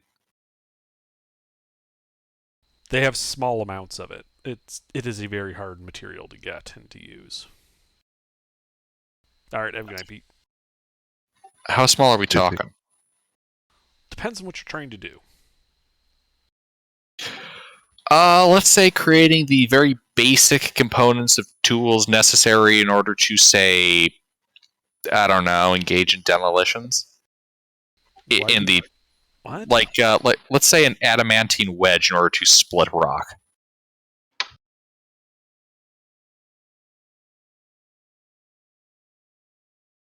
Is that making any sense? I mean, yeah, you could get an adamantine wedge for splitting rock. You're not gonna like the price though. 'Cause, That's fair. I mean, a wedge like that's gonna cost 250 gold. what about just an adamantine tipped wedge? I mean, it'd still be 100 gold. I can make that temporarily, but I can make it for free. Or a spell slot. Good to know. I can make anything up to size large and 140 gold right now. If I were to dedicate the single free use per long rest and all my 3rd and 4th level spell slots, I can make 33 vials of holy water. Do we have any wizards? I think I'm the closest as a bard. Okay. Maybe Mr. as a warlock. But Mr. multiclassed more than I did. I'm a warlock sorcerer. So the answer is no.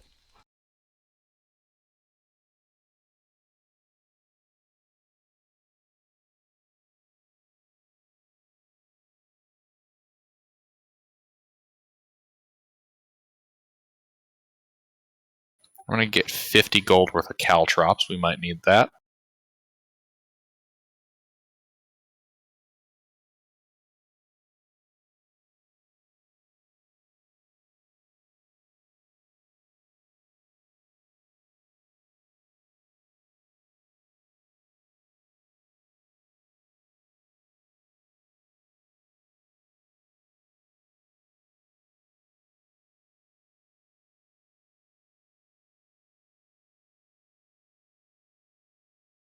Okay, 50 gold might be a bit much.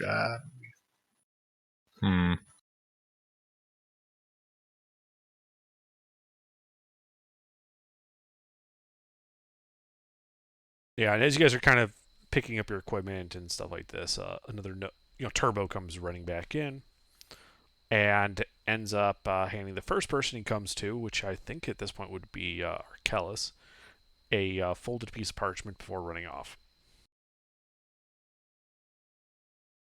It's only the quartermaster we should follow if they're running, right? Quartermaster turns to you and says, like, "Oh yeah.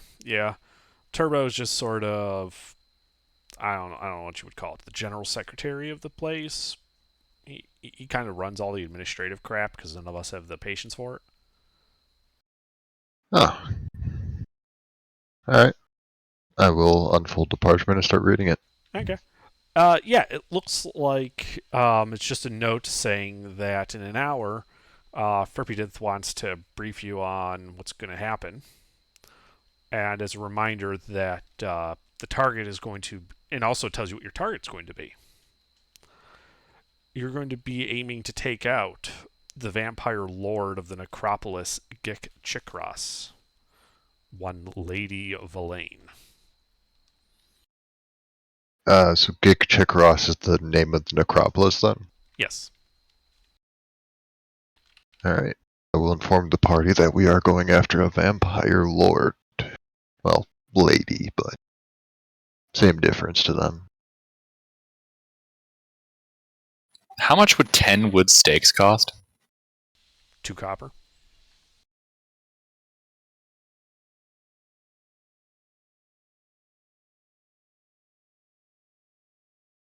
Alright, so here's what we have so far. 2 suits of plate mail, 200 arrows, 24 healing potions, 40 pounds of flour, 4 barrels of pitch, 24 blankets, 24 vials of holy water, 40 bags of caltrops, and 10 wooden stakes. You're carrying that all? No, Hayes. You're going to have to carry some of that in the form of probably holy water, because you're going to want some of that. And, your arrows and those healing potions you're hoarding. Yeah, I got the arrows in here. The potions already in my weight. I took them. Bitch. Hey, do you do any experimentation with infusing people's blood with holy water? He looks at you like, no. No, that's obviously a really bad idea. Yeah. Like, Do they have- person dies type bad idea. Why would you even want to think to try that? Do they have syringes under? No, syringes have not been invented. Bugger, I was going to say, just inject the vampire with holy water. Look, if a vampire's gonna be biting me, especially a vampire lord, I'm probably gonna die anyways. It's the whole go down swinging mentality at that point. We can do it with silver nitrate. Yeah, if you What want to the look fuck up is the, nitrate? the medieval technique for like injecting people with stuff, look up variolation. Ooh. That sounds horrible. It is. Yes, it is.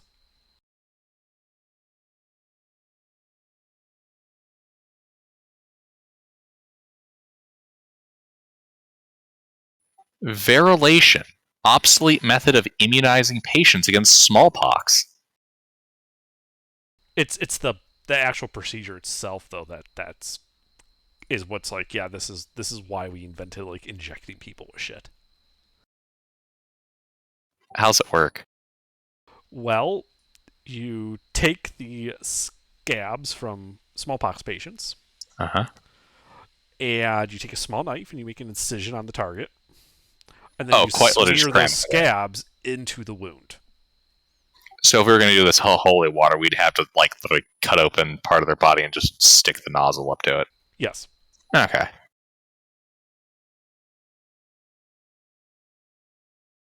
Wasn't sure if there was a different system for liquids.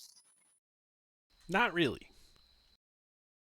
It works best if you cut open a lymph node. Which also, by the way, there was no like anesthetic when you did this. They gave you a shot of whiskey Yep. and just told you to think of England. Shot of whiskey, think of England, this is gonna suck.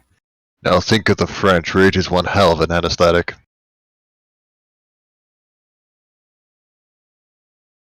Alright. So with that typo corrected, we have 40 pounds of flour instead of 40 pounds of flowers. Like, the druids are gonna be disappointed, but all the arsonists are gonna be real excited for it. Honestly, I could just picture the part where I throw a bag of flour at the enemy, and out of it comes flowers. Just a bunch of Underdark's daisies. response is because I put the wrong word on the request form. That's bureaucracy for you. I mean, what else do you think we'll need, guys? I You know, want that. making I sure that want we the have magical stick. the right equipment. I want the magic stick. Danger stick is fun, Gilbert. Beta, Hayes, What do you want? what other things do you think we could use? What supplies do we need? I have no idea. That's why I asked you. All right. Remember, Tiger's dumb. I'm also Danger dumb. stick. Danger stick. Yep. Yeah, dumb. Because my character's definitely smart. I'm definitely not running on how much I absolutely love this kind of planning. Let's see. Under. Just know how much gold I have to subtract since you mentioned that last thing I said no. All right. So, what do we know about the city we're dropping into? It's a necropolis named Gekchekras. When we say necropolis, are we talking entirely populated by undead? No. It's more that it means it's a major seat of power for one of the undead lords in the Confederation. Okay. Like it was the necropolis of Nokvoxnod. Can we get the spelling for? Oh, we do have it. I am using my brain today.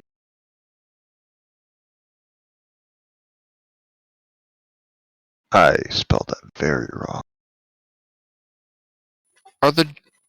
We should probably inquire if the giants are capable of controlling the weather. If we can prevent the area from getting cloudy, we should be able to limit the vampire's ability to get out into the sunlight without magical assistance. And if we have sufficient winds going into that city, we should be able to, if there's enough incendiary materials, start a firestorm. I would like to raise a counterpoint. We should hold off on that, because if we can lure the vampires out into overcast skies, and then we can pull the clouds out from over them. Smart.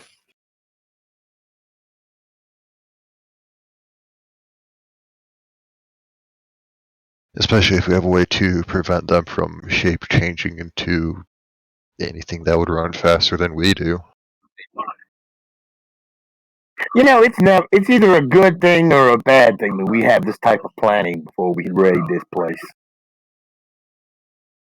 Feels like the final dungeon, you know, you won't be able to leave once you get inside, you know, so you better make sure you have everything with you when you go. And I mean, in the past, our group planning has been incredibly successful when we stay focused on what we're doing. Like when we, say, attacked the demon portal in FFAM, or when we went to fight the Medusa in the Assassin's Guild base, or when we fought the Svarts. When we plan, we tend to do really well. At least I think we do. True. What else do you guys think we might need if we're going to be fighting vampires and whatnot? Because I know we should each probably take at least 2 wooden stakes in case we're disarmed.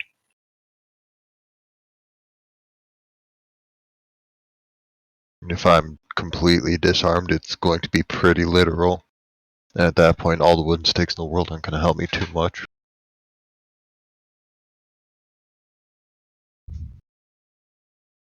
I mean, I'll carry a stake because I can be disarmed. It's okay. I fight with Etheridge blasts anyway. So.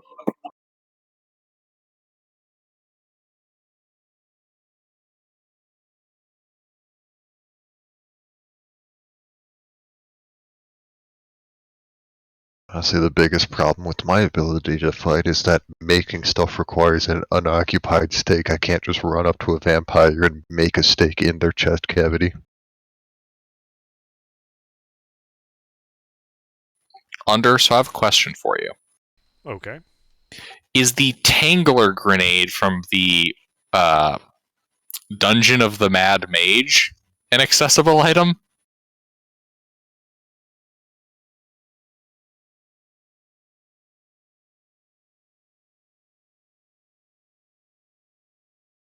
No. Bugger.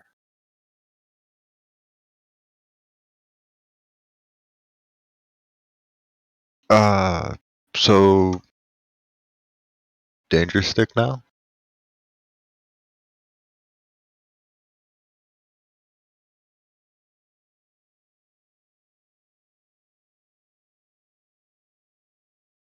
That sounds like Danger Stick.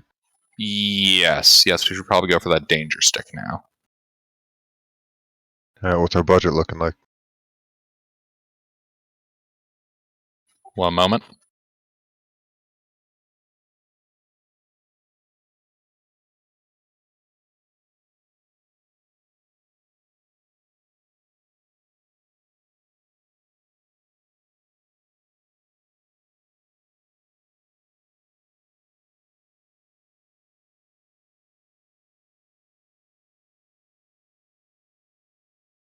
It's not looking great. 1 second.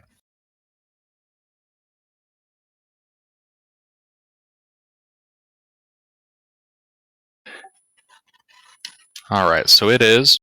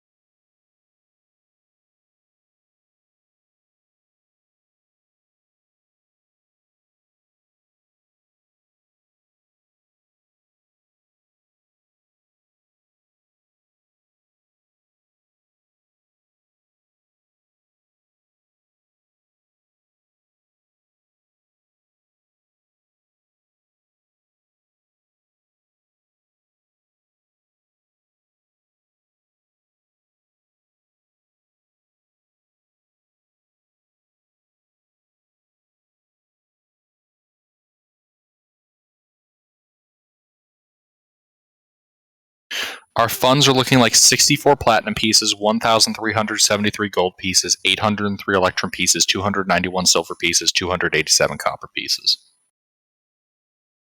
What do I need to subtract?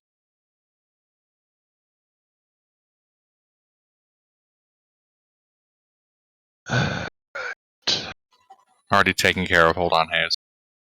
Not on my sheet. Yeah, we're adjusting it on Misters since you weren't adjusting anything. Okay.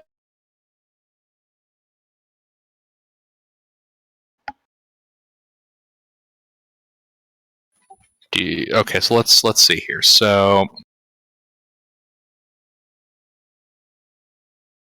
yeah, we're looking at about 2,100 gold pieces worth of haggling power.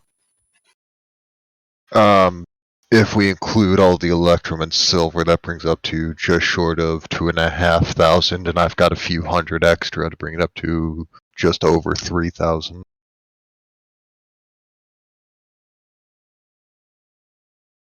Mm-hmm. I mean, if we cut back on the healing potions, we can definitely save a sizable portion of money, along with the holy water. I can make, I should be able to make both, actually. Neither's technically magical, is it? The potions are. Potions are magic, but holy water is not? Not really. More of an alchemical, religious type thing. I mean, if we get 12 potions of healing instead, we're only costing 600 gold pieces, freeing up another 600 for our use. How many do we already have hoarded? I don't know. Hayes doesn't like to share his inventory. How many do we have? What? How many healing potions are you hoarding? Excluding I the have 10 that you 10. just added. Okay. Because I don't have any. It doesn't look like we have much squirreled away. I mean, I've got 2 that I really don't need. I mean, the main purpose of the healing potions isn't actually to heal us, it's to pick people up when they're downed.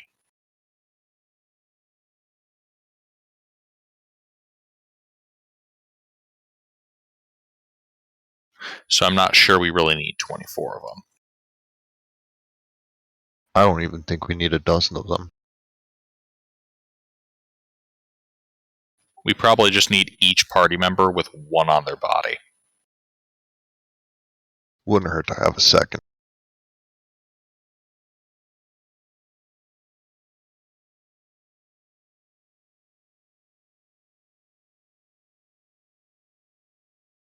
So we'd need 10 potions of healing instead. So that'd be 500 gold pieces, which would mean we'd have to split them up, and Hayes can't just hoard 10 of them. What are you saying now? We're saying that the amount of money we're spending on healing potions is ultimately greater than what we'll ever get the use out of. You're delusional. I was thinking the entire campaign of FFA that lasted 3.5 years, we used maybe 10 healing potions. Plus, these are small ones. The cost to buying them versus chugging them is absolutely obscene. They're mostly good for getting people off the ground in an emergency if you don't have healing. It's the kind of thing where we want to stick one on each party member's body. That way, if they're downed, another party member can walk over and pick them up.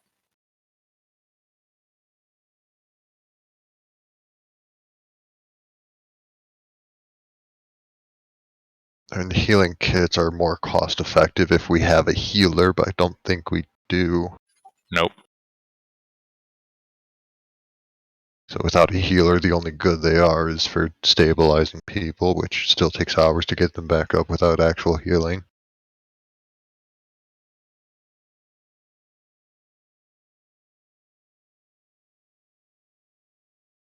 Yeah, so we should probably cut that down to just 10 healing potions and give each party member at least one potion. Hayes? Beta? Sounds like a plan to me. Alright.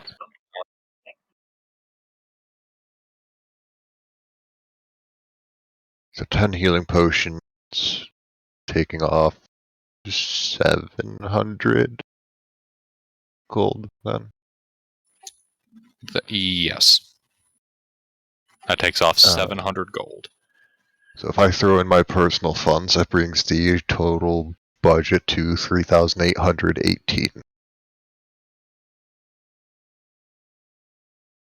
Oh, If we round it cut up to If we cut down our 3,800. holy water by half, because we can definitely do that, we can free up another 300.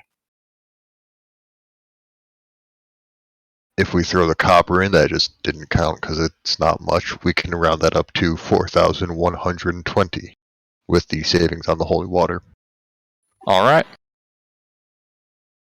Does that sound acceptable to you guys for maintaining a level of party funds we can then use to haggle for this badass rod that could be extremely helpful? I feel like we should ask before we start committing to this. Does the rod have any restrictions on who can use it? Well, I'm gonna go use the restroom. requires a hand. Lucky for us, I have 2 of those. Does it need attunement? Yep. Alright. I can do that.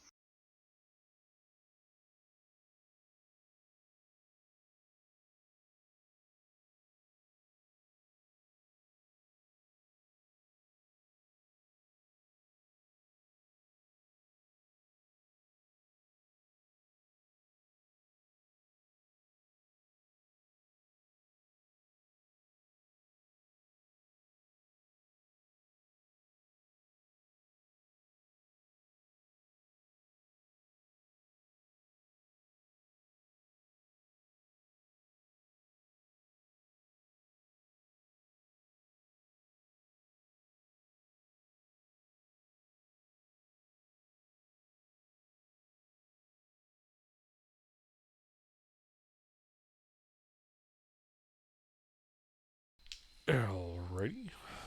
So you guys have decided what you're going to buy? The danger stick. Okay. Yeah. So you kind of wide opportunity. He's like, yeah. Well, we, as I said, I was asking for 10,000 for it.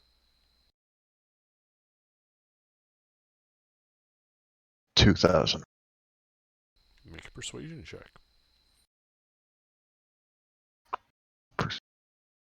For number.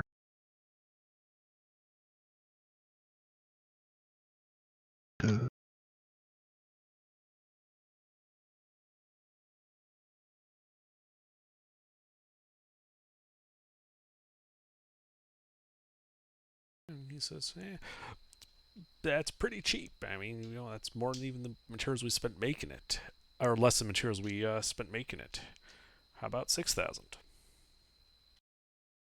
I don't think you're going to get many customers up here. 2,500. Another persuasion check.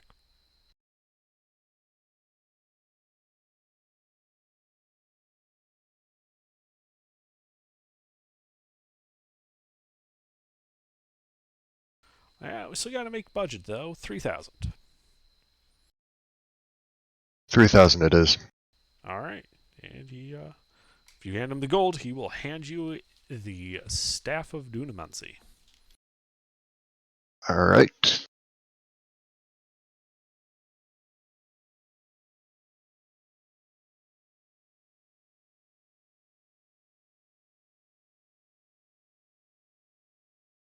Pretty sure Gilbert fucked up party funds. Okay, what's up? We got the danger stick for 3,000 gold. I'm pretty sure you fucked up the party funds.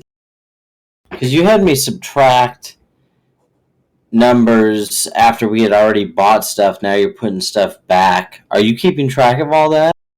Did you have the original total? The original sum total of all the gold? Yeah. Yeah. Okay.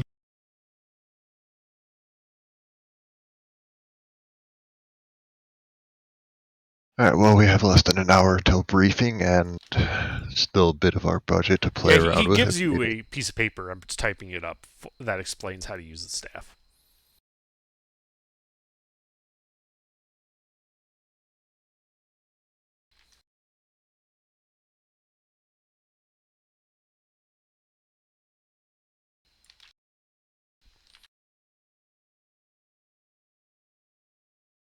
Mister, are you here? Yeah, I'm here. Have you edited your buying power? Your money? No, tell me what the final total is. Oh, shit. Okay. Alright, 1 second. Yeah, you have to tell me what the final total is, because I didn't Right. have but what I put I on the know. thing. So. One second, I'm backtracking the math really quick.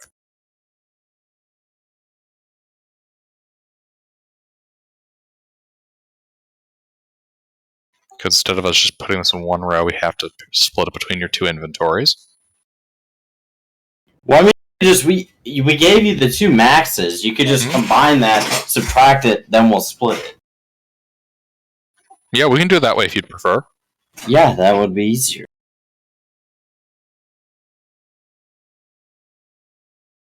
So, I'm That does curious. require you to edit as I go, though. What do you mean? It should be final curious totals for once we're done something. buying. Give me a second to calculate. For something that says a spell that targets only you, is Mm-hmm. there an effective difference for something that's single target like Disintegrate and being the only one caught in AoE like a fireball?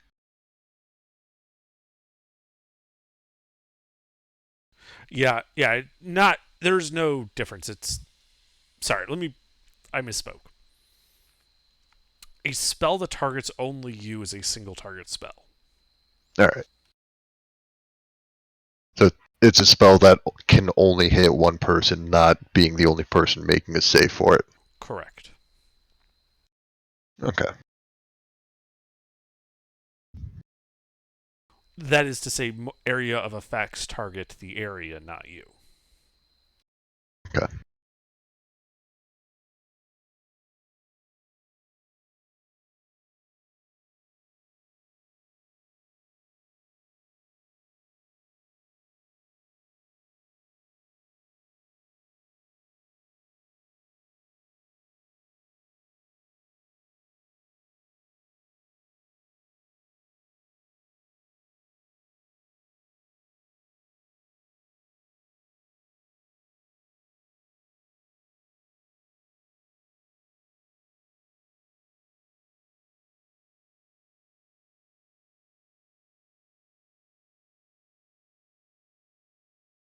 What was the precise conversion of Electrum to gold?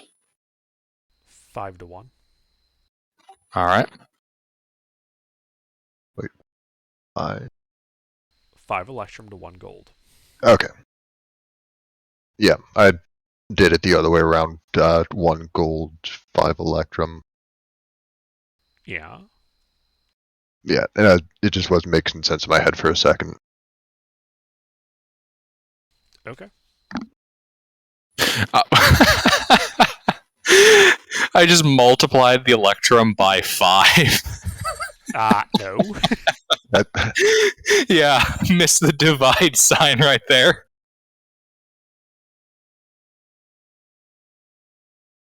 The only way your Electrum's multiplying by 5 is if I turn them all into mimics.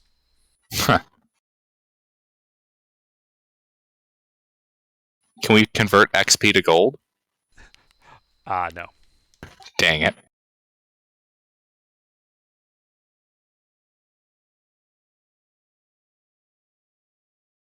Not opening that rabbit hole. I mean, if we're willing to give up levels.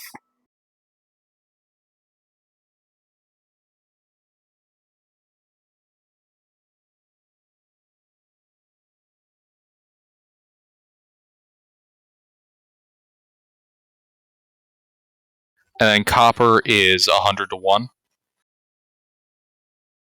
100 copper is 1 gold.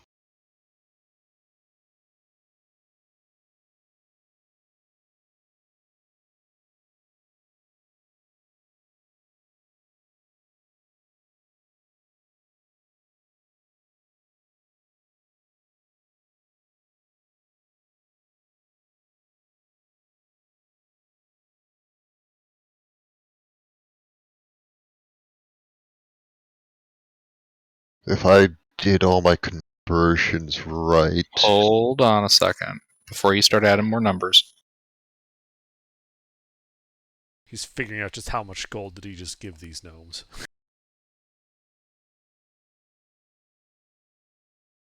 think Gilbert even knows. All right. Sleuth, now if you could tell me your personal funds. 675 gold.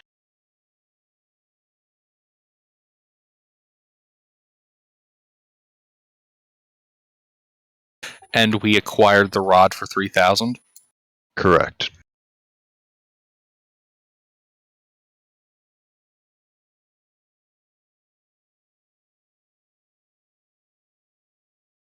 All right. Guys, this is going to be a little bit painful for some of you. Our remaining funds are as follows on a pure conversion, meaning I turned everything to gold except for what couldn't be turned into gold and kept that separate. So, the funds remaining now are 480 gold pieces, 61 silver pieces, and 7 copper pieces.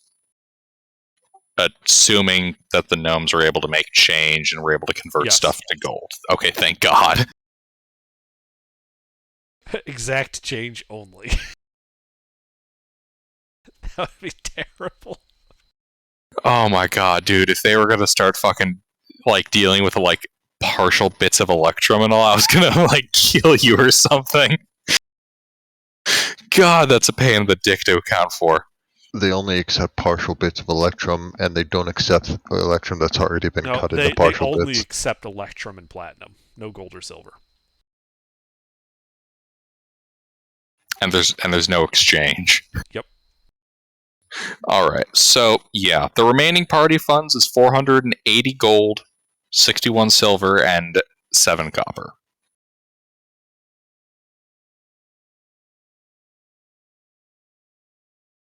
Now, how do we want to divide that up amongst the party?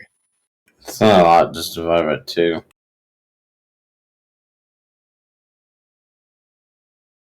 Again, whatever you decide, just write it down so we can see it. I mean, does anybody here have a specific desire to be carrying cash, or are we dealing with a communist team-based system here? I want the cash. Our cash, comrade. Hey, you spent all yours. What do you mean? Beta has Hayes- really no need for cash. She doesn't Hayes, need- there's not really a Definitely. your funds in this at this point. Clearly not, since you spent all mine. It's party funds, man. It's literally party funds. You're a party.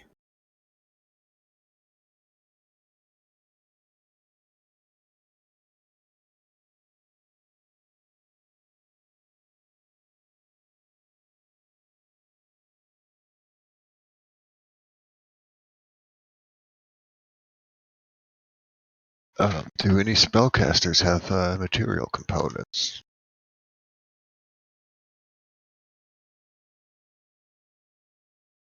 They do have people that you can buy spell components from if you need spell components.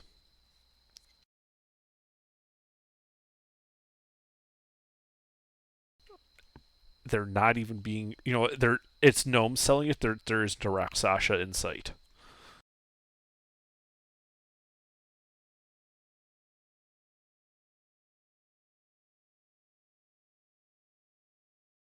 Well, guys, we have just spent an absolutely obscene amount of cash. We got the danger stick out of it.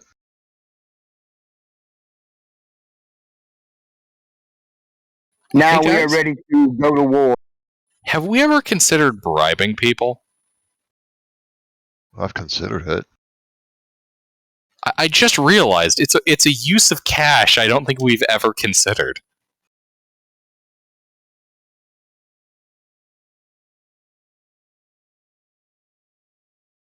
I No, I just don't think figured. we've ever done consented to bribery. That's one thing I don't think we've ever done. I Yeah. honestly just figured you were all just too upstanding of citizens to tolerate me bribing people, but I mean, depending on the context, like, think about bribing would the be fun. enemy. Just, hey, is this really worth dying for?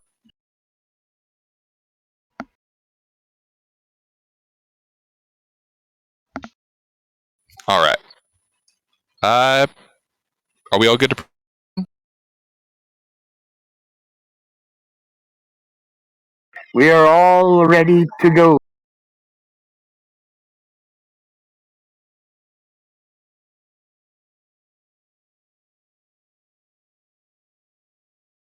Alrighty. So you guys leave quartermasters. He tells you how to get to the briefing room, which is basically the room you came in. I would like to ask the quartermaster how expensive the materials for the boom barrel is, and how to make it.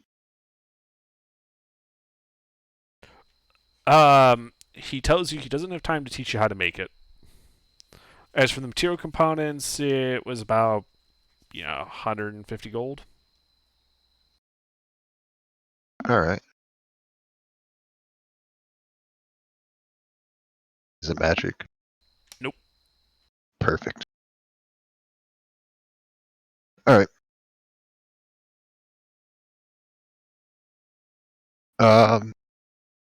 Ooh, about 10-foot pole. Do we have one? It's not on the list of stuff you guys bought. Ah, fuck it. I'll just use my halberd if we need to. I got a glaive. We have 10-foot long poles, just not the tool. All right. I'm going to try to attune this thing before the briefing. But I will head to where the briefing will be before I start that, in case it runs late. Okay. Yeah, so you're tuning to the staff, right? The danger stick, yeah. Yeah, okay. I was saying, 'cause you don't need to attune to the barrel thing. That I know of.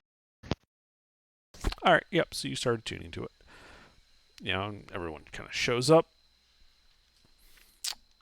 Frippydinth kind of walks back into the room, starts laying out what's going to happen. How you guys are going to ride in that, and she gestures to the drop pod. And she's going to carry it and fly using her abilities to Gik Chikris. Even with her fast abilities to fly, it will still take, a day to get there. So you're going to be able to So she recommends that you guys that they set out immediately after the briefing, and you guys just sleep in the pod. When she gets to the town, she's going to drop you guys on the palace, straight down on top of it. Your job would be to fight your way through the palace, find this vampire lord, this Lady Verlaine, and remove her from existence. While you're doing that, she will be disrupting their ability to help the palace by basically flying around and torching the city from the air. She will essentially be providing strategic air support. While you guys are attacking the city, the cloud giants are going to be coming down out of the peaks of death.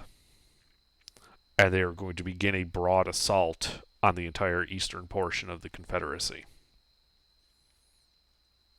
Hopefully, by you guys taking out, Verlaine, plus the cloud giants' attacks, will be enough to collapse any structure they have, and the eastern half of the Confederacy will also collapse into civil war and strife.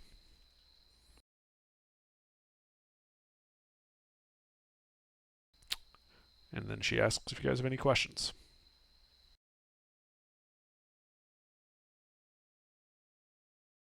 Will the drop pod cushion the drop, or should we be braced for impact?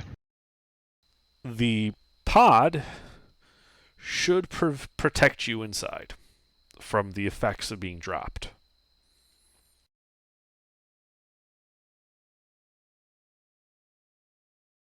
Our quartermasters seem to... This is what I'm picturing right here.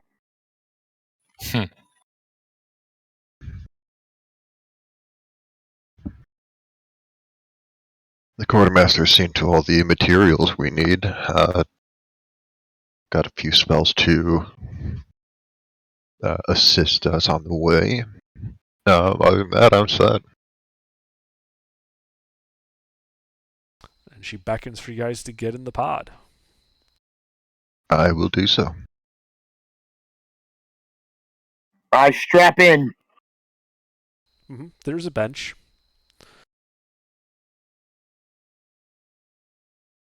And yeah, you guys hear the doors kind of close with a loud clang. That was me back when I was in Mom.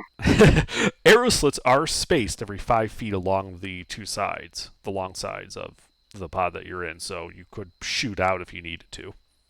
It also provides air and light. Oh, nice. Mm-hmm. So while we're all getting settled, I will use my creation bard thing to just make a little harp and serenade the party to fall asleep to. Yep. Ferpyton, grabs it, and you guys feel nothing inside. Like, there's no shift or anything like that, no jerk, no sensation of acceleration as Ferpyton grabs the pod and takes off. Inertial dampeners. So it's not Gears of War 2, the drill pods. When you look out of the arrow slits, you can see that you are traveling. You can see the peaks of death receding in the distance. Ground beneath you, the tundra rapidly passing by.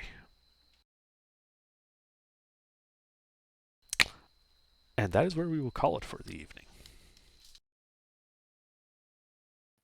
I'm certainly excited.